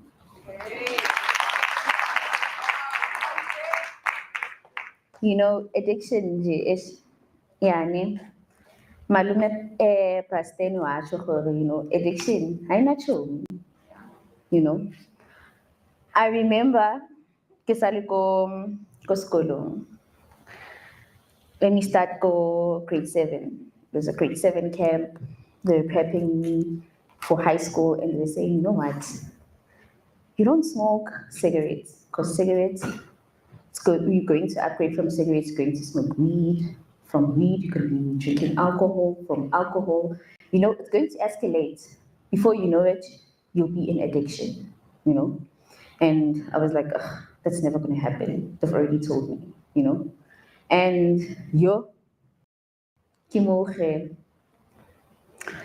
Kinali 24 years, and yeah, I'm the one that's standing in front of people and telling them about addiction, that addiction is real, and that I'm a recovered addict, you know? And yeah, addiction is kadile kisanahan, you know? It's a small manifesting disease. It manifests osaboni when. And when you how papama, it's already late, you know, but it's never too late to change your life, you know. So if uduitsimo and you've got a drinking problem and you've got a smoking problem, please don't be shy and come to us. If obatla go tlisa ngwana ko yenu, ngwana gago, a sister, you know, our doors are open, guys, because addiction is not nice. So I'll just tell you about my story, you know. Well, I'm a crystal meth ex-smoker. I used to smoke crystal meth, you know. And before that, I was that party girl. Nanwa, Shapadi, Belgravia, Pintin, no, not the you know. Nikibona Korea, Homnad, vibe, you know. Whatever, we're thinking I'm the it girl. But yeah, at the end of the day, you know. I remember there was this other time, being banky school. I was doing my cosmetology. And that time I bunked school. You know, when you do cosmetology, you have to look the part, you know. You always have to have your hair done, nails done. Milibonakala ukuthi usebenza kwi-beauty, even like in attire and whatsoever. So, ngiyangena lapha ngibhankile, I'm wearing my heels, I've got my polo bag on, yabo, ngiphethe imali okumele ngabe ngigibele ngayo. Thenga ngayo ke ama-drugs wami, thenga ngayo i-beer yami, ngiyangena lapha ekhonjini. It was a Thursday, and I asked umnikazi wekhonji ukuthi, okay, bengila izolo, this chick is still here.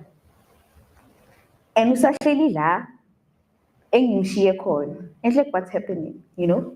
And since ngivibe, so I'm going to okay, no, I'm wearing my heels, I'm wearing my clothes, ibag yami, and so izohlala la phansi, like kungcolile la guys, asaclean or in. Like they didn't answer me, you know? And I went home. Following day, nyabuya, and I still find the chick sitting there, you know? And I was asking myself, you know? Guess what? Couple of months later, that was me. They never answered me, and I saw that for myself, you know? The thing is, okay, because you do shut down. Your body forces you to shut down. You don't sleep when you're smoking drugs.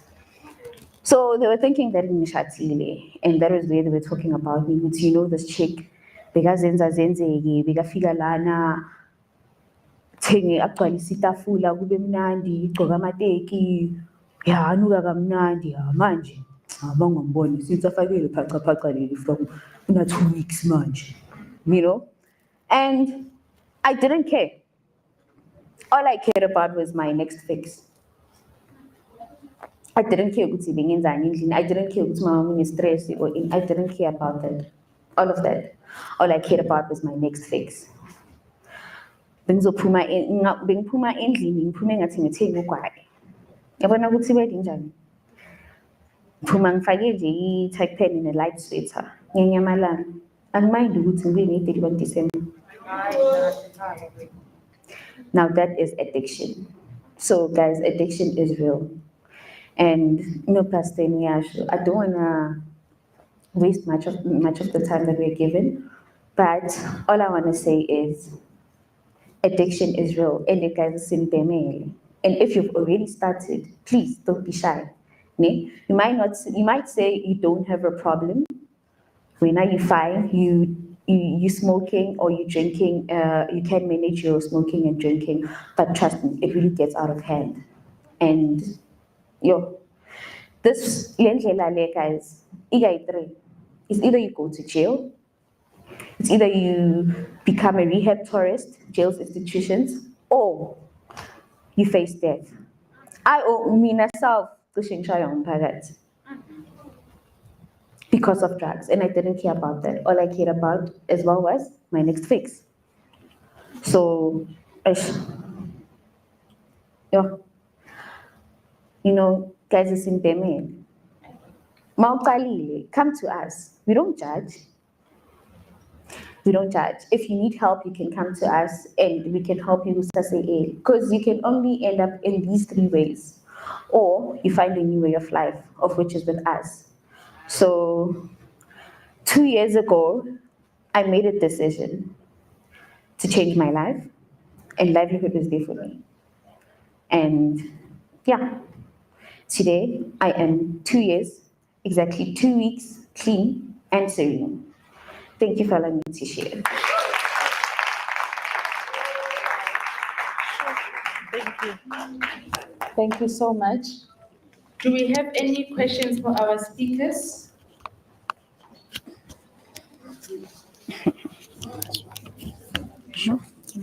This one. Let's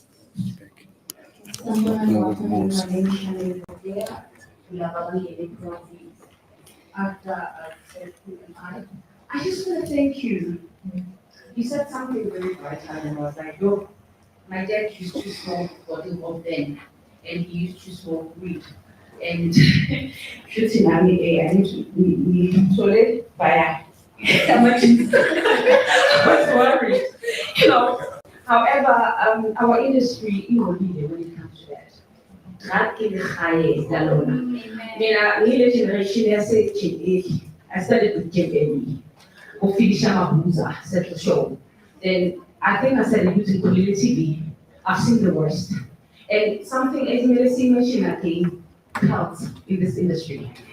Satanism, this industry creates, I don't want to lie to you.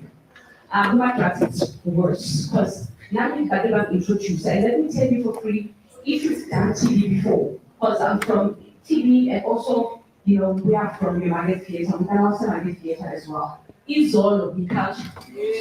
It's all of the culture, anyway, that I saw. But there's no high like the most high, guys. Your gift comes from above. Don't enhance your gift, or don't crucify it with anyone else. Be as raw as you can, so that when next time they call you, you bounce back to what you know. See what you show, auditions, you know what I'm saying? Because sometimes in your cast, and you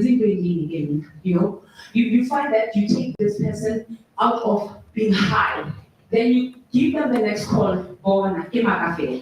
you don't want to lose chances because of you wanting to impress a crowd, a celebrate for a minute and lose the future forever. I wish you can have more of this, that sessions more for us, counseling for us, being, our artists growing in this place. I am police crime dance. I share of it. Imagine if you're just an course, Thank you so much. Allow me guys. Unfortunately,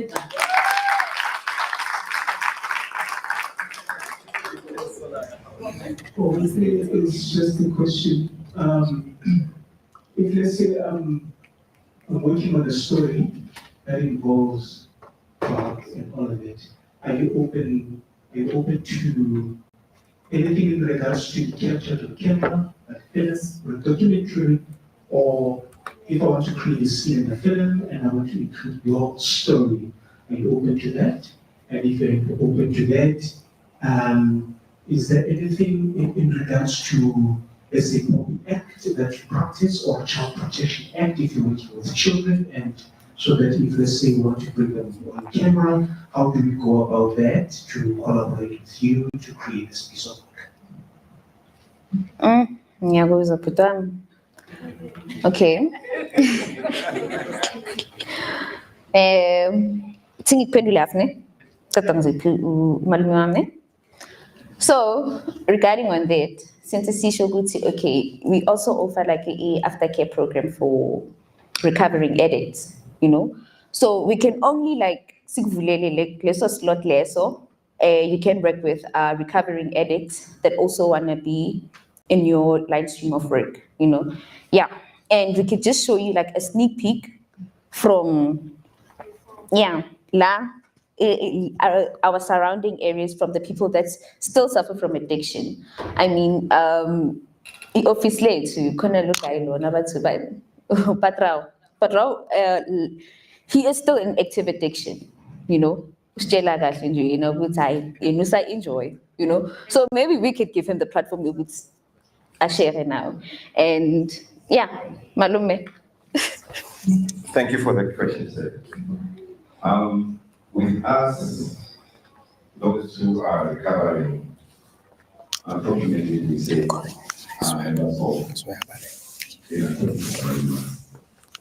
and every day we So,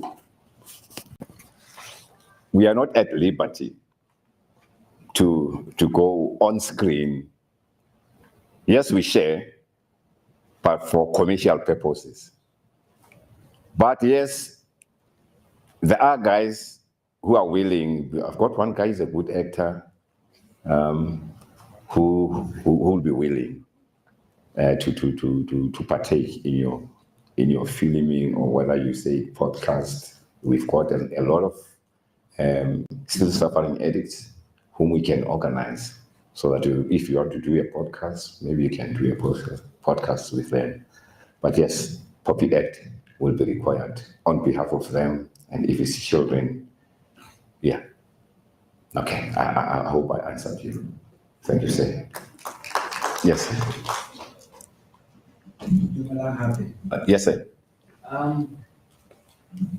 I'd like to ask, should one have an event, and I would like to call you over on that event? Are you only doing that for Mohali City, or are you also able to stretch to other municipalities?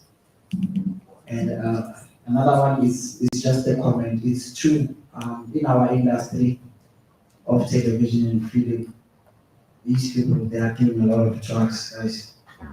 I worked with some, I once worked at the SABC for 3 years. The shows that we're doing there, some of the Actors. Yeah, actually, but Or the crew. the crew, actually, I want to focus on the crew. The crew, some may have a problem with you being more creative than them. They have to smoke whatever that they are smoking so that they can Match you. match. So some of us, we are naturally gifted and creative. So it is within us. We don't need substance to be better. So it is indeed that we should not, rely on drugs. With that being said, sir, you can please just answer. Thank you. Thank you for your comment, Awuti. It's a sad thing that we think drugs can enhance our talents. Answering you, we do not have boundaries. Whether we are in Bloemfontein, or we are in Natal, or when you invite us, if you have an event, we'll show up. But I'll talk to you, you'll take our contact numbers, and then we'll talk. Okay, thank you. Menier? Last 2, 3, and then we.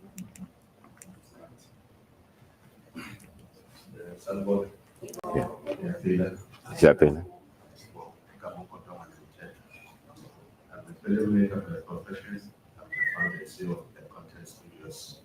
So, those are the final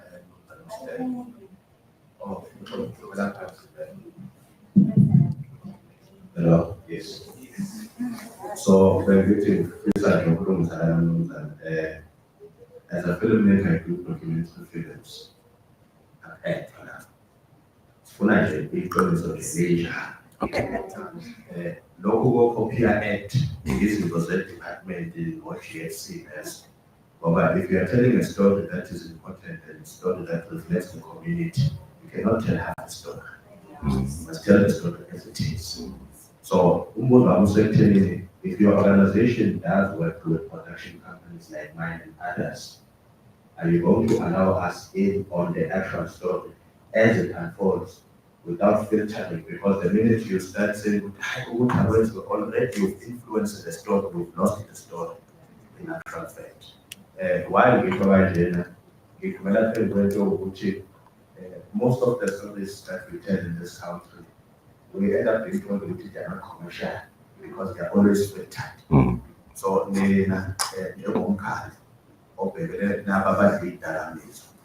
ningasivumela yini ukuthi sithi masiqoqa lolu daba lelo kusise sefike kakhulu ebeke injalo naye ubackground olimhlophe. Mhlonishwa, like I said, we do a documentary. Yeah.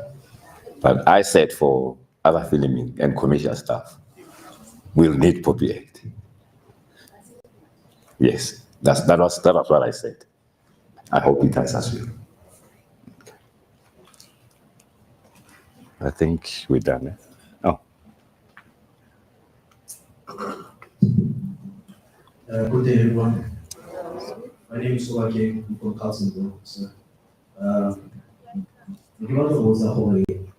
if I know someone who's addicted to drugs in Carlsonville, are you guys able to help me or her? Abu Dubaki Nkyalebo for asking that question. Rona as long as we are operating within Gauteng, because our license is operator around Gauteng. So I know about that. But however, remember I was also asking Mr. Govind Dahore, they must please advocate for the reopening of LRC in Randfontein. We've got a challenge. Right now, the Premier, the MEC Gauteng, they are sitting on that dashboard with people or candidates who wants to be taken to rehab. A staggering number of 41,000 waiting for body rehab. And most unfortunately, we've got few rehabs. Because the main ones, they absorb all the number of people who want to go to rehab. LRC Randfontein, the LRC Brakpan. The site it was 700 beds, the other site it was 350 beds. So then we could, it will take us a week or 3 weeks at the most to place your child. But Honanong Hunzima and the MEC Kiana Fela or Isamba to rehab.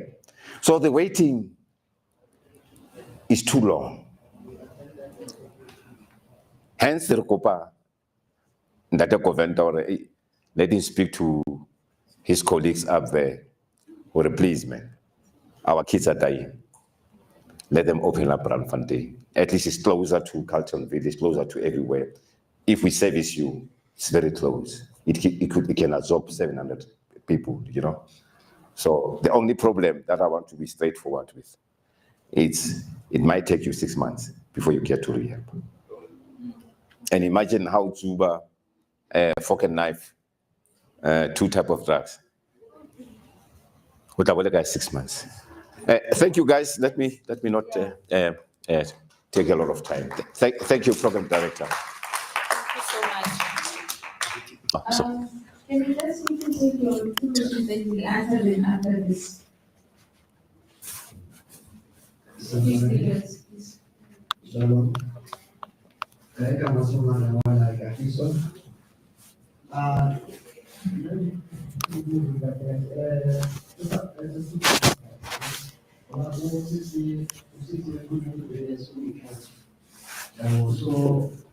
ibandele ukuthi abantu kwi-drugs kakhulu is because they are not doing it. Understand? Into esiyisa kakhulu keep us the leaders of drugs. Or manje isikakhulu abantu abasakhiphi izinto okufanele lemizwe engakhona kudala ngama-heritage. We used to get buses ezamahala kuya kuphi kube kubhizi nje kumnandi yonke into nje ibikhona. These nowadays there's nothing for them to do, so it's easier for them to go to drugs.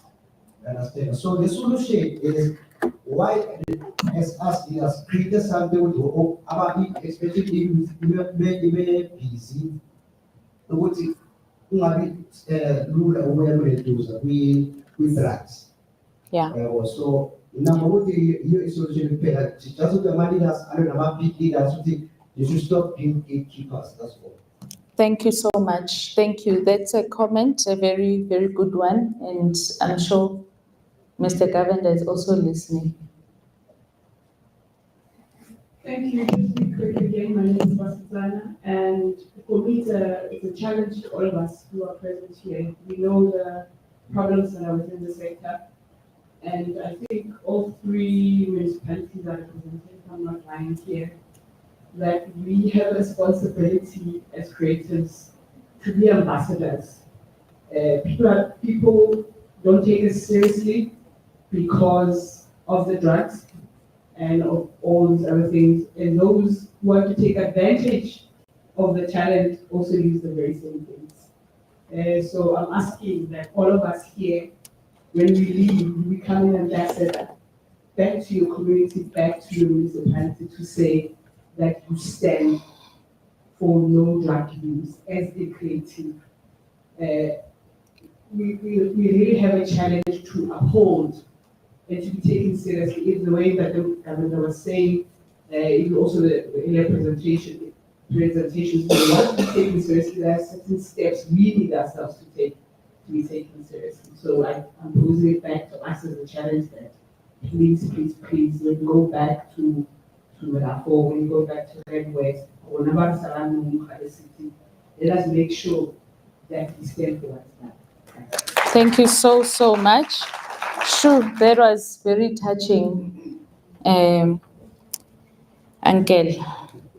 And we hope that from here, I know after this, you're going to have a lot of people queuing, including myself, to engage you. So our last speaker for the day is the much awaited for the NYDA, the National Youth Development Agency. And her name is Ms. Dudu Shongwe. Please give her a very, very warm hand.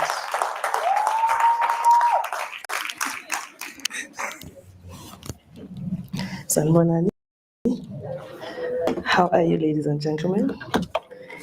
Mine will be quick, 5 minutes. I know you don't even want to hear a lot of things from me, most. From where I'm at the National Youth Development Agency, I'm based at the Western branch in Renfontaine. Renfontaine is Western. So I'm based there. I'm with my colleagues, Nomasonto and Nomfundo. A quick one. I'm just here to present NYDA, then I'm definitely going to take your questions. I hope there are no questions after my presentation. But then who is NYDA? We're a South African-based youth agency. I think most of the people, they know us. We're established in, I think we were launched in 2019, yes. And then, yeah, and all those measures that happened between National Youth Development Agency and the National Youth Commission. So that's who NYDA is. It's just a single institution that is aimed at assisting South Africa's youth, be it with funding, be it with trainings. That's what we do. We are there for youth between the ages of 18 and 35. We only assist youth between the ages of 18 to 35. And what do we do? So at NYDA, we've got trainings. First things first, we've got business management training. Which is a 3 to 5 days training. So it differs. So there's your GYB that runs for 3 days, and there's your corporate governance that will run for 5 days. And then there's SYP for businesses that will run for 5 to 7 days. So this training then It's training that we give to our startups or even our businesses that are existing. It will include training on costing and pricing, the type of businesses, compliance, your business planning, your marketing strategies, and all other things that are related to business. That's what we talk about in this training. And then second to that, whilst you're attending this training, like I mentioned, I said there's one for 5 to 7 days. So in the 5 days, you'll be discussing all your compliance, business management, business planning, finances, costing and pricing, how to market your business. And then day 6 and day 7, you will be trained on triple PE and sales pitch training. So I think it's one of the trainings that I've projected there. That those ones are 1-day trainings. They outline information about our current BE practices, the codes. You discuss everything that has to do with BE, how triple BE will benefit you. So that's what you discuss. And also during this training, there's what we call sales pitch training. You'll be trained on how to, I heard someone speaking about elevator pitch earlier. You'll be trained on how to do that if you were to be in an elevator with Mutsipe and he says, I've got 10 million, sell your business. How quick can you do that? That's an elevator pitch. So that's how we're going to, that's what we train you on when we talk about sales pitch training. If we are here, you are investors, how do I stand in front of you and present my businesses so that you can buy into my idea and support me? That's what we do on this training. And then there's life skills training that we offer to both job seekers and entrepreneurs. It's very important because if you are an entrepreneur, just now they're talking about drug addiction. So if you know yourself, you know that you won't fall for drugs. If you have a personal development plan, you know your goals, you know that you won't fall for drugs. Your time management, why is it important? You know, budget management, why is it important? So on life skills training, that's what we do. And then the second part, the most interesting, I know, the funding, grant funding. Okay, this funding you don't have to pay back. Let me just be clear, you don't have to pay back. If someone comes to you, I can assist. I saw on Facebook, there's this page that is advertising NYDA, and they are making people pay 1.5. We will never ask you for a cent for any product of NYDA. You will not have to pay for anything, even if, like anything.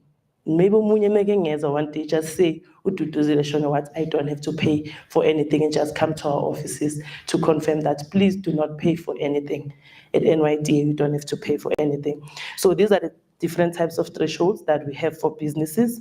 There's threshold 1, threshold 2, 3, and 4, as you can see them. So threshold 1, we normally call it idea generation stage, or it's a stage I'm a survivalist. So this is where we give you between 1,000 and 10,000 rands. And then there's threshold 2, between 10,000 and 50,000. This one now is for businesses that are startups. They are existing, they're starting to operate. Some are not even operating, but the idea is great. The space is there for them to operate. They just need assistance, be it that capital or equipment. So that's the assistance that we give to about threshold 2. And then threshold 2 is growth stage. Now here we are expecting that your business is operating, you are a professional, it's growing, and then it's from 100,000, so 50,000 to 100,000, sorry.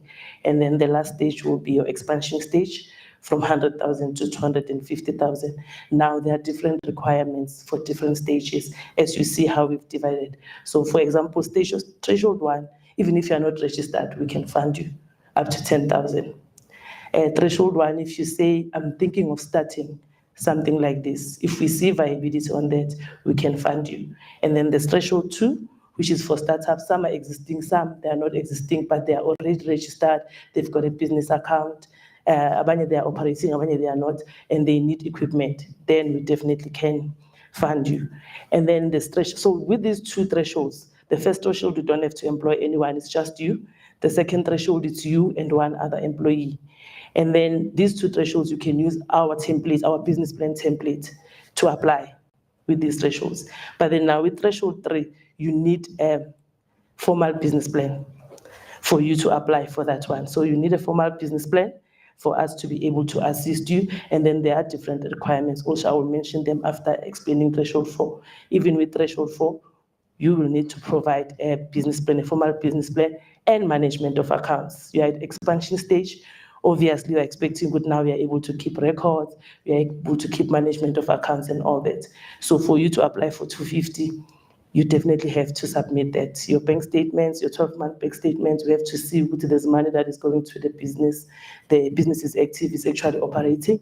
And with threshold 2, you need to have employed 2 more people, so it's 3 of you, including Wena as a director and 2 more people. And then threshold 4 is 3 more people plus you, which is 4. So yeah, so those are the different types of thresholds. So the simple things that we need will be your ID, obviously, your registration, all the compliance documents, but we are not strict with your CSD and your SARS and things like that, but your registration document, obviously. Threshold 2 to 4, we need a bank account, a business. Different statements will be requested for different thresholds. We need a quotation from your suppliers. I'll tell you why we need a quotation. We also need a bank confirmation letter from them. We need CVs or IDs of people that you have employed. We need your CV, and we need your qualification. Now, if we talk, remember earlier I talked about business management training. So there's people who have done business management. There's someone who's I qualified, I've done BCom economics. You don't have to come and attend training with us. Or you've done your new venture creation type of trainings. You don't have to come and attend training with us. It's simply for people who have never had exposure or attended any business management training. So then they can use our certificates. So those are the things that we need. And then the supplier quotations that we need is because Tina, we pay suppliers. So what we fund, we fund stock, equipment, and material. So in this case, I know you will need equipment, film industry, your cameras, your laptops, and all that. That's what we fund. But we don't pay you, we pay the suppliers. And then now you can go and collect your equipment from the suppliers. So that's why the bank confirmation letter and all those things. But yeah, we can even explain that in detail, maybe after this presentation. And then we've got what we call business consultancy services voucher. Now, I said earlier, for threshold 3 and 4, we will need a business plan. So if you don't have, we can assist you with a business plan through this program. It's for free also, the business plan. You want a website, we can assist you. All those services that I mentioned, Vlapaya, we can assist you. We've got a pool of service providers who do these things, and then we can assist you with that. And then the very same business plan that NYDA has done for you, you can use it to apply for another threshold, for the 100,000 or 200,000 threshold. And then there's mentorship. I heard the people talking about mentorship. Yes, there is mentorship at NYDA, but our mentors volunteer. So they offer the service for free. It's a requirement that they have to mentor you. Even the service providers who would do maybe your business plan for you, they have to mentor you. So we do offer mentorship, even though it's not strict to Guti. They are in film industry, maybe they must be, okay, right now I'm trying to get someone who is in film industry to also come and be a mentor. Yes, he agreed. I hope that as like this week or next week, we finalize everything. We will have someone who is in that industry, but our mentors just mentor anyone. So they are not industry specific or sector specific. So yeah, we do have mentors to assist you, especially if you have benefited from us. But even if you just want to walk in and request a mentor, assistance with mentorship, we do assist you. We don't say you're not our beneficiary. And then there's what we call the market link. This is access to markets. So now we have funded you with this 50,000. We are also responsible to try and assist you and get you opportunities. So if you're planting tomatoes, we need to try and get Pick n Pay to come and buy tomatoes from you. It's part of our responsibilities. So this is what we also do at NYDA. And then, to apply, this is what you just need to do. We've gone green. We are no longer using a paper. We do things online. I know there are people here who have used our manual process before, but now we've gone online. You can just register a profile and apply for any of our services at erp.nyda.gov.za. And for more information, Tina, we're at West Rand. You can just contact Tutu Zile or Noma Sonto. These are our email addresses and the contact numbers. You can just contact us. And lastly, before I close, I have to say this. Tumfane Ronjok, on behalf of NYDA, I would like to sincerely apologize for the lack of response when we reached out for support. regarding accommodation and transportation for the Durban Film Awards. This should not have happened, and I truly regret any inconvenience that it might have caused. But I also want to take this opportunity and congratulate you on receiving the award.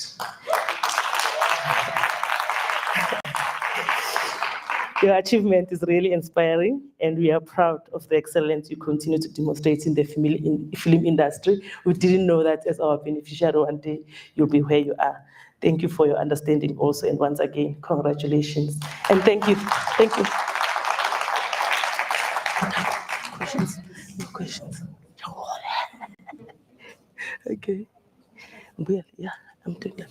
Yes.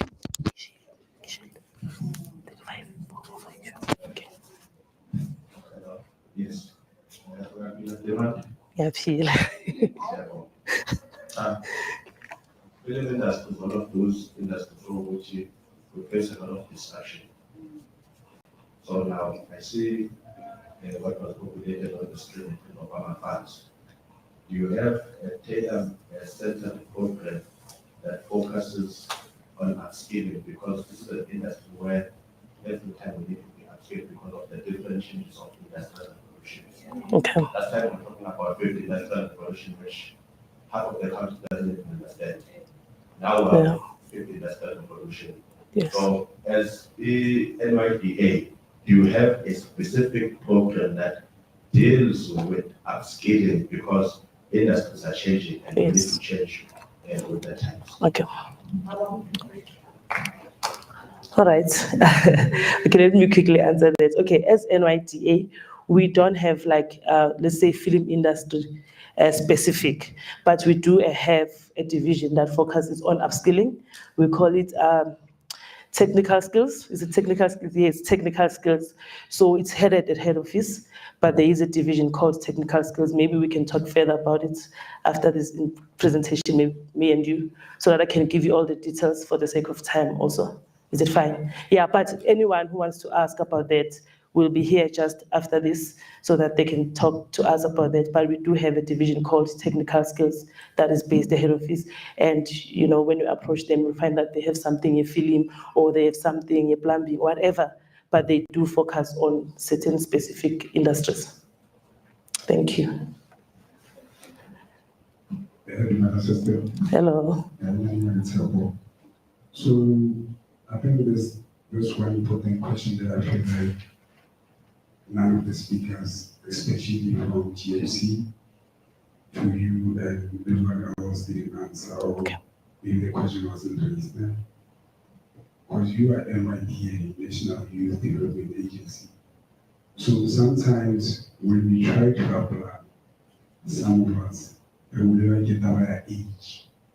Because I don't know whether from 18 to 35, it's a guy when you're trying to run a business. I don't Yeah. Yeah. That's the first one. The second one is that how does us not having women partners in the businesses really affect us, because those are things that are not being spoken to. But sometimes we get declined when we propose because we don't have partners that are female and that are youth or people with disability and all that. Can you please just clarify, guys, on how important it is so that people don't just live here? The next thing I come in, so I plan as a man and I'm like, oh, 100% just in my company, only to get rejected because of the text. Okay. All right. Thank you for those questions. Firstly, we are National Youth Development Agents. Why 18 to 35? South African youth is 18 to 35, and we are National Youth Development Agency. But it does not mean that there is no assistance for you. There are other institutions like your SIDFA, your GEP, and your IDCs that can assist you. Unfortunately, Tina, as NYDA, we strictly focus on e-youth.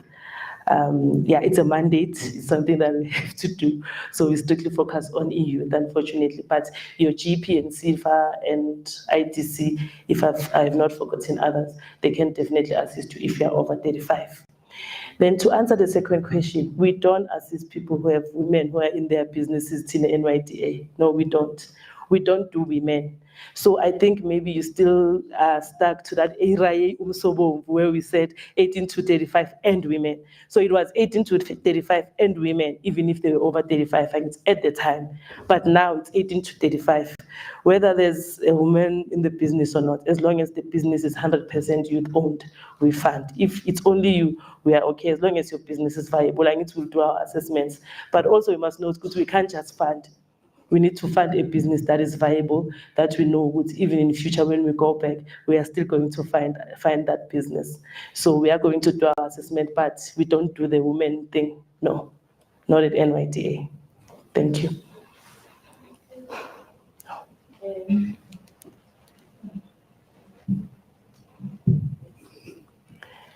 Morning, hello. Facilitators.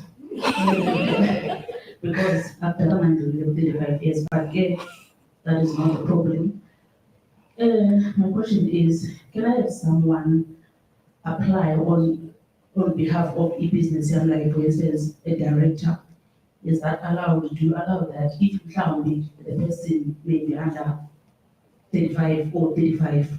Is that allowed from the organization? Thank you so much. Let me stress me. Simple answer, no, a person cannot apply on your behalf. A person cannot apply on your behalf. It will be fronting. We don't accept that. But a person who is under 35 and they are the directors of the business, they are under 35, they can apply for funding.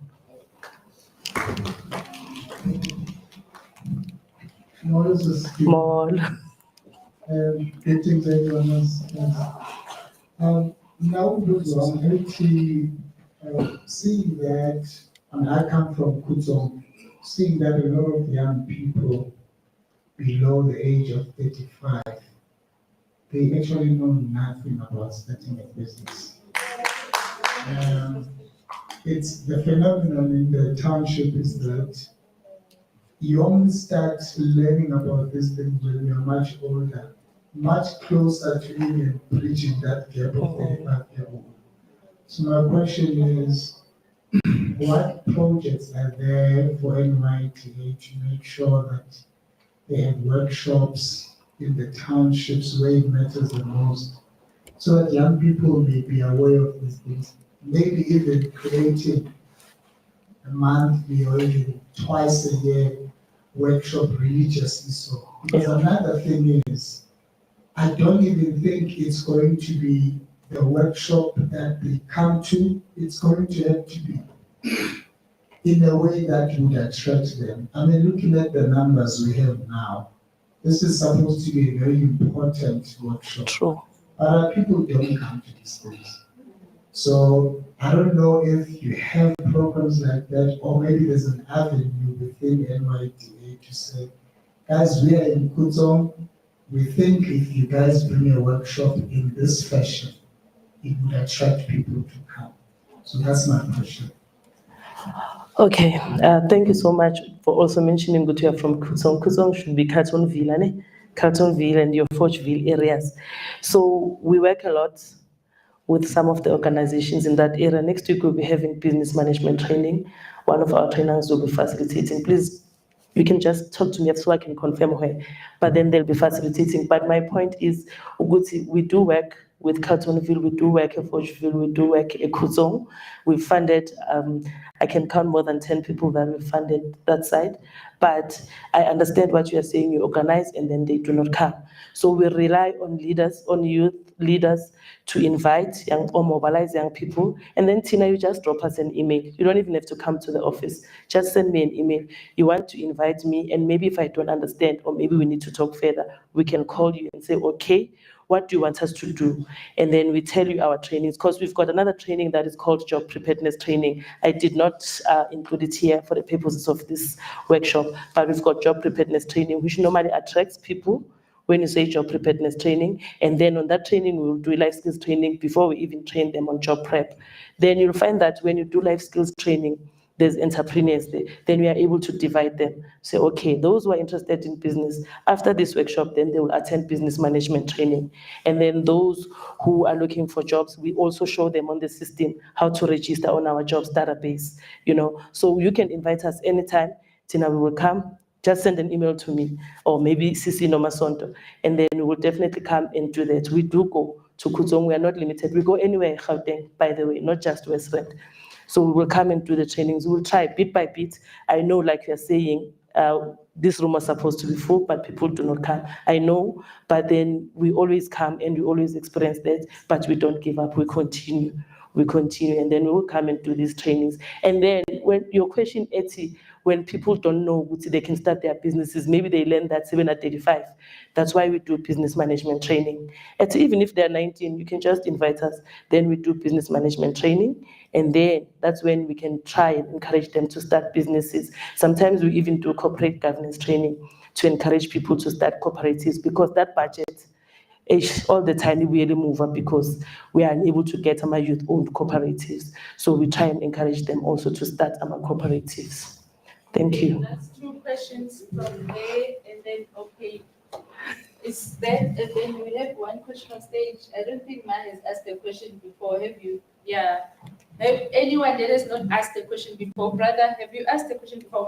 Yeah. Can I take the 2 not asked any questions before? 1, 2, 3, and then 4, and then let's close, please. Because we have 3 questions from.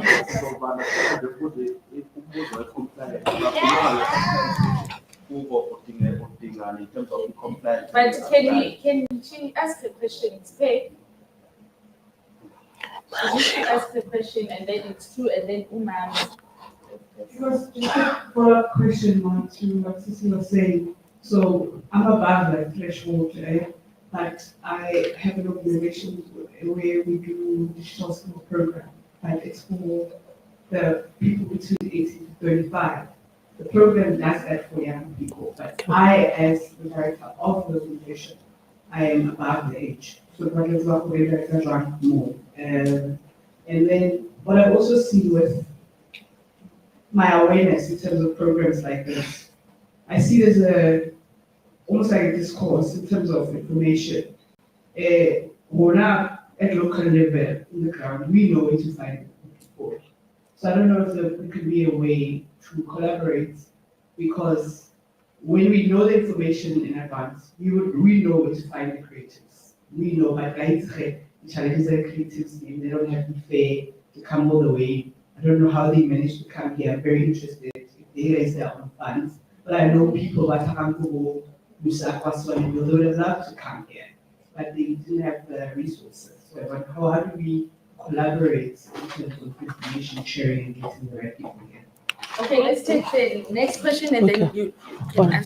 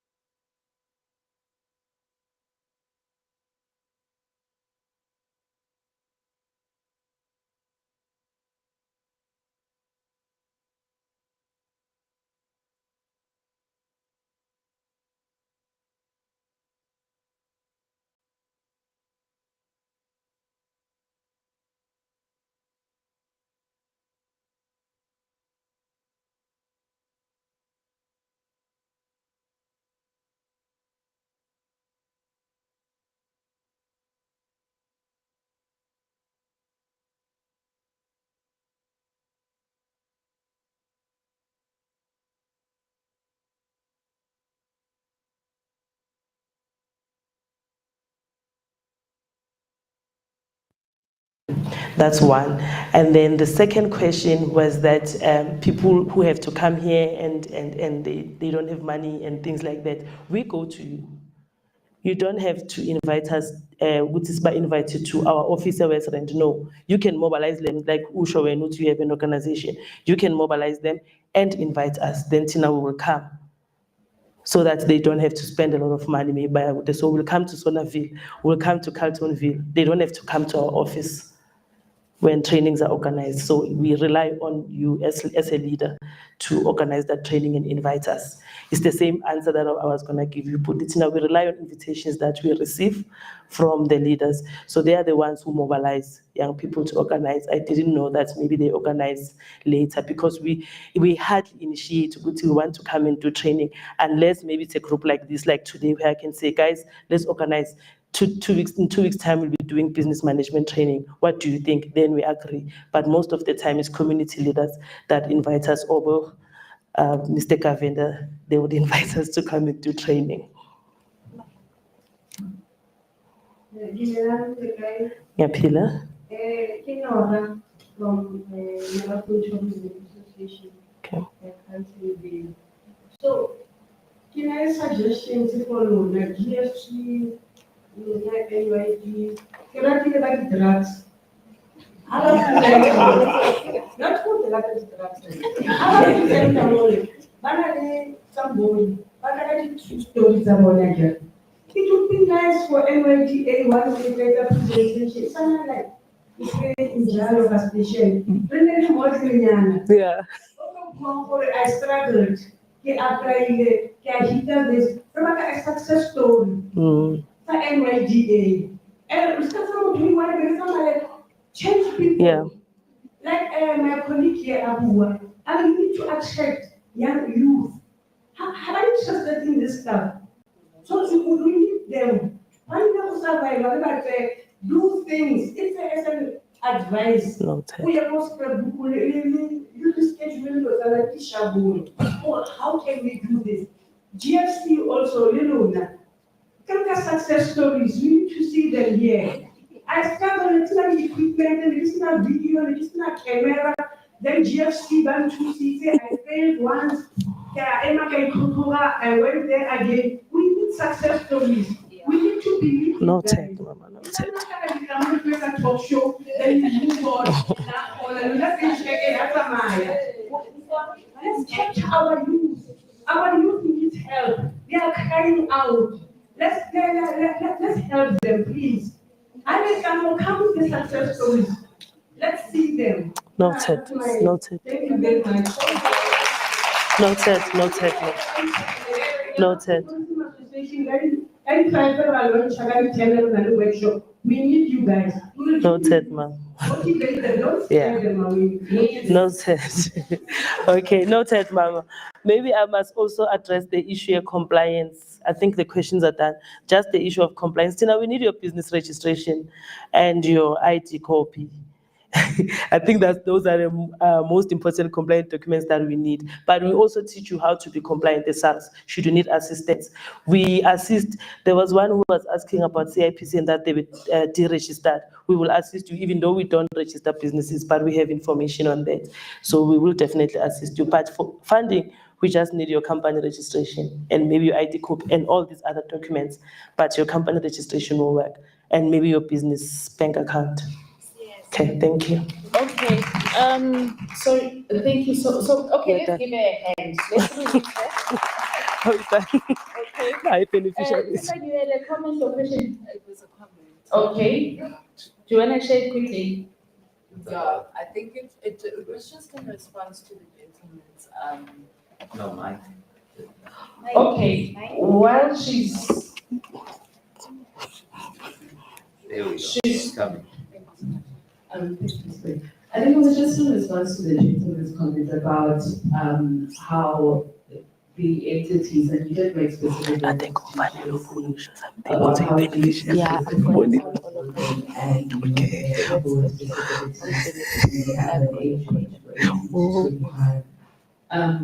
I think I do appreciate the input, but it's very important to not confuse the issues.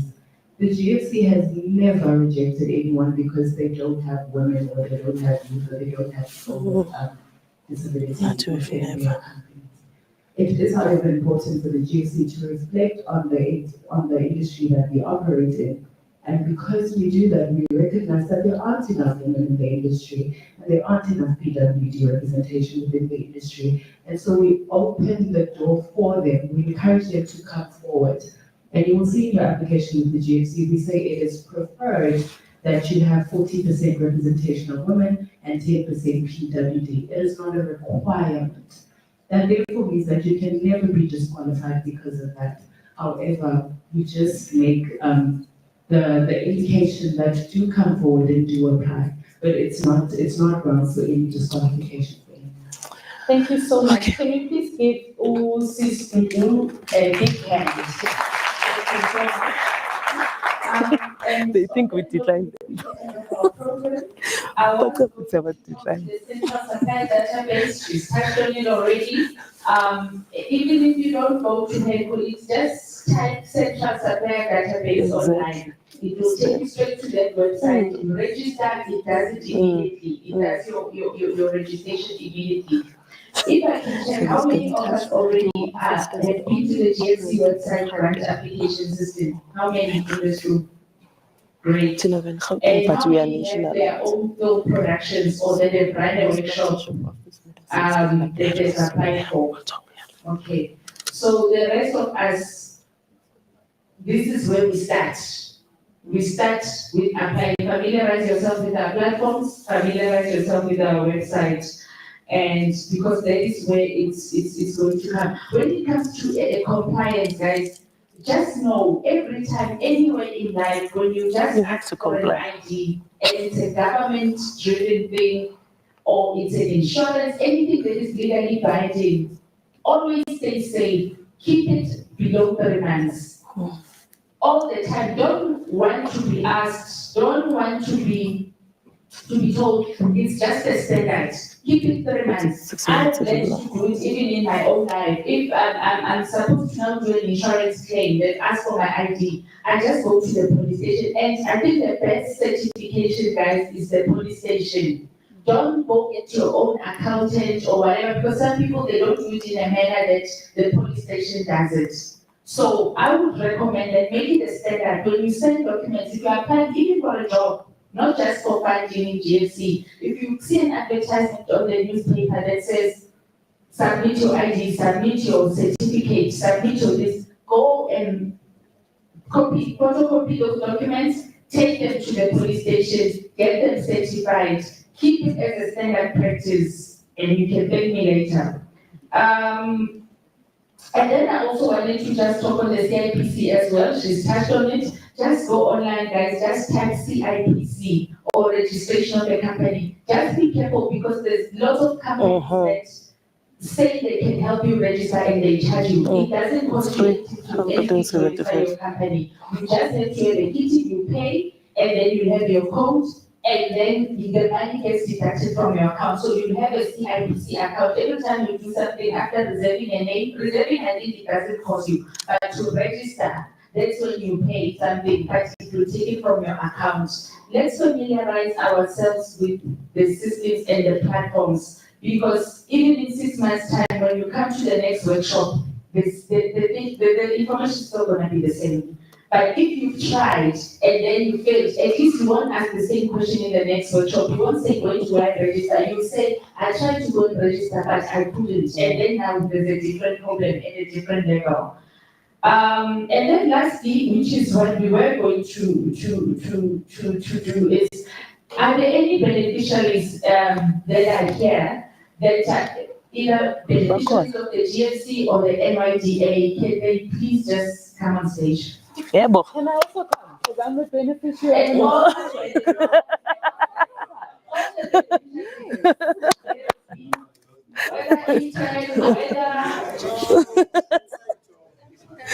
What's the inside job? Yes. Oh.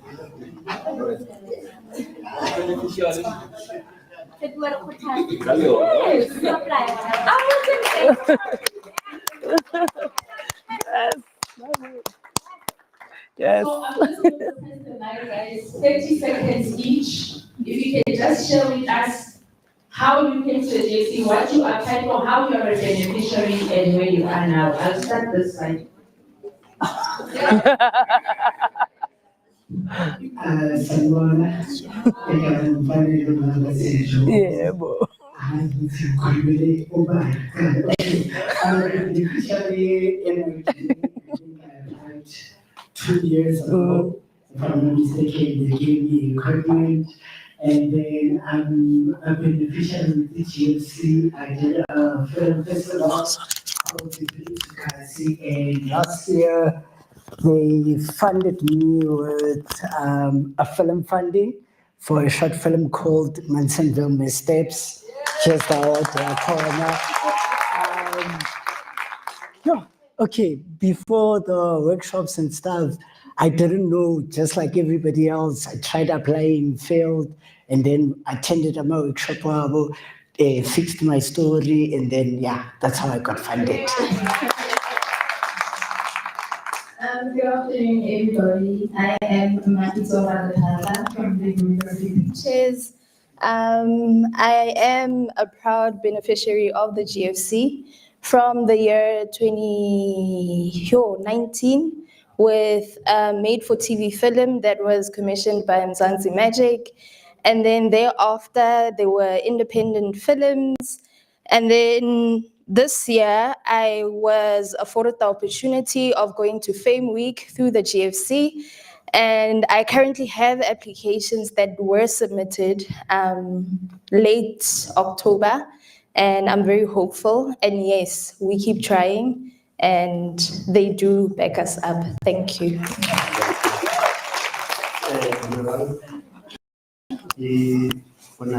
Thekiso nna ke beneficiary for equipment ko GFC. Yes, on the movie and other things. Yeah, thank you. And that's nice to see. Right. Yeah. Hi, everyone. I'm the loudest. Even though it is long, it's yo. My name is Charmaine Bouquet. Oh, the mic. Miss Jem Eli. Like, hopula maluna ba my 1K, they know what my 2K, I'm not even sure. Well, unfortunately, now Lisatlon Fund, GFC now was funded and help actually beneficiary. Yako, is somebody lim so for youth fund la couple. Naluna. Do you remember? Then after Ile, you change, to NYDA. So let me tell you for free, guys, such opportunities are there. And what currently is making us to miss such opportunities, scroll too much on TikTok. We are busy following other people's stories, but we are not minding our stories.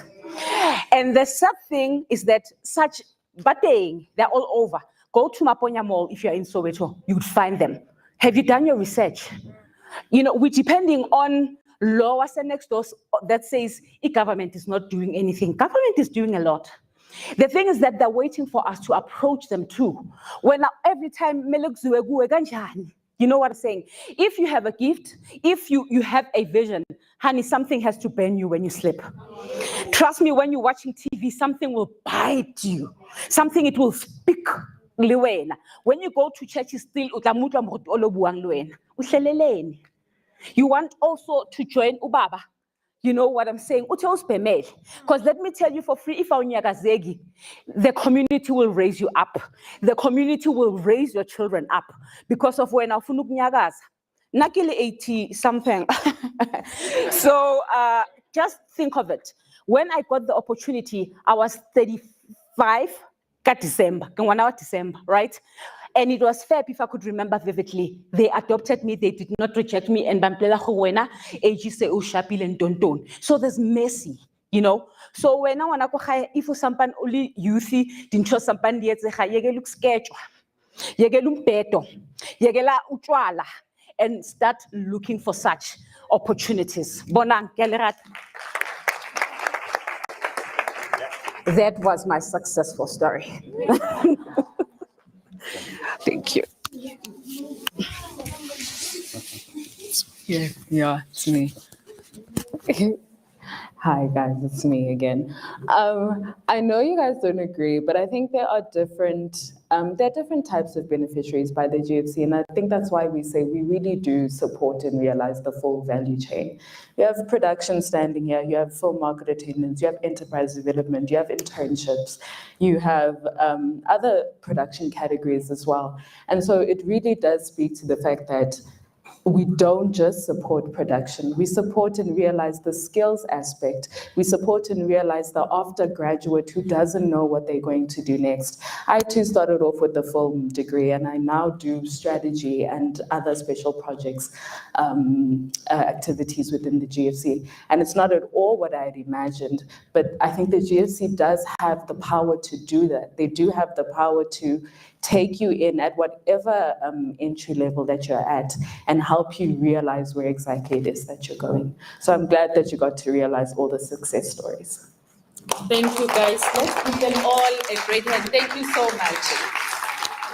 And right there at the back, it's just our internship program. Everybody that you see taking videos, pictures, these are the guys that joined us as interns. Yeah, please just give them a heads up.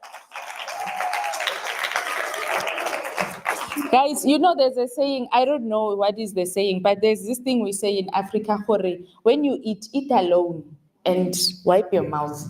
So sometimes people will benefit, but we struggle sometimes to, when it's time for testimonies, people will tell you, Popia act, this and that and that. So sometimes we just have to rely on people that are willing to share their stories. But I think like our sister says, don't wait to hear somebody else saying it happened for me, therefore you believe it will happen for you. Have faith, even if it means you'll be the first one. And you will say, they never used to take but to buy 35, but with me, they took me. So on that note, I'll end by saying I'm also a beneficiary of the NYDA. From my other life, my youthful life, twice I was funded by the NYDA. So at this point, I'd really like us to take this moment to really appreciate our speakers. If we could have Ntate Molson, please just join us on stage. Please give him a hand.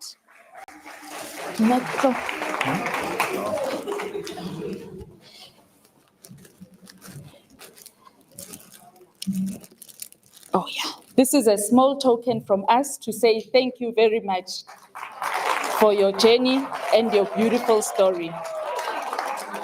Please just stop, don't move so we can take a lovely picture. If we can have Ntate Govender, please joining us also on stage. I can give to him. Ms. Shongwe, please join us right in the middle there, like the rose that you are.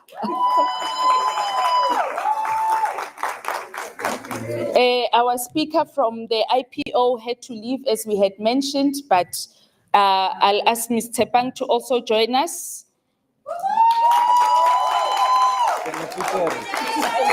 Beneficial levels.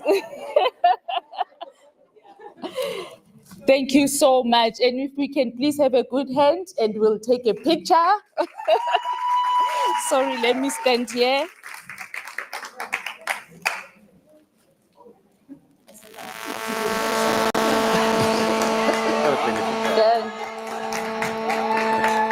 Thank you so much. So on that note, that brings us to the end of our program. Our CFO is with us. He just snuck in as he usually does when we have these programs, Mr. Maluleke. If you can stand so they can give you some love. Yes. So he's the one that's very strict, guys. Kadi takes pin and those things, and the CIPC and the CSD. So even if sometimes myself and Tepang and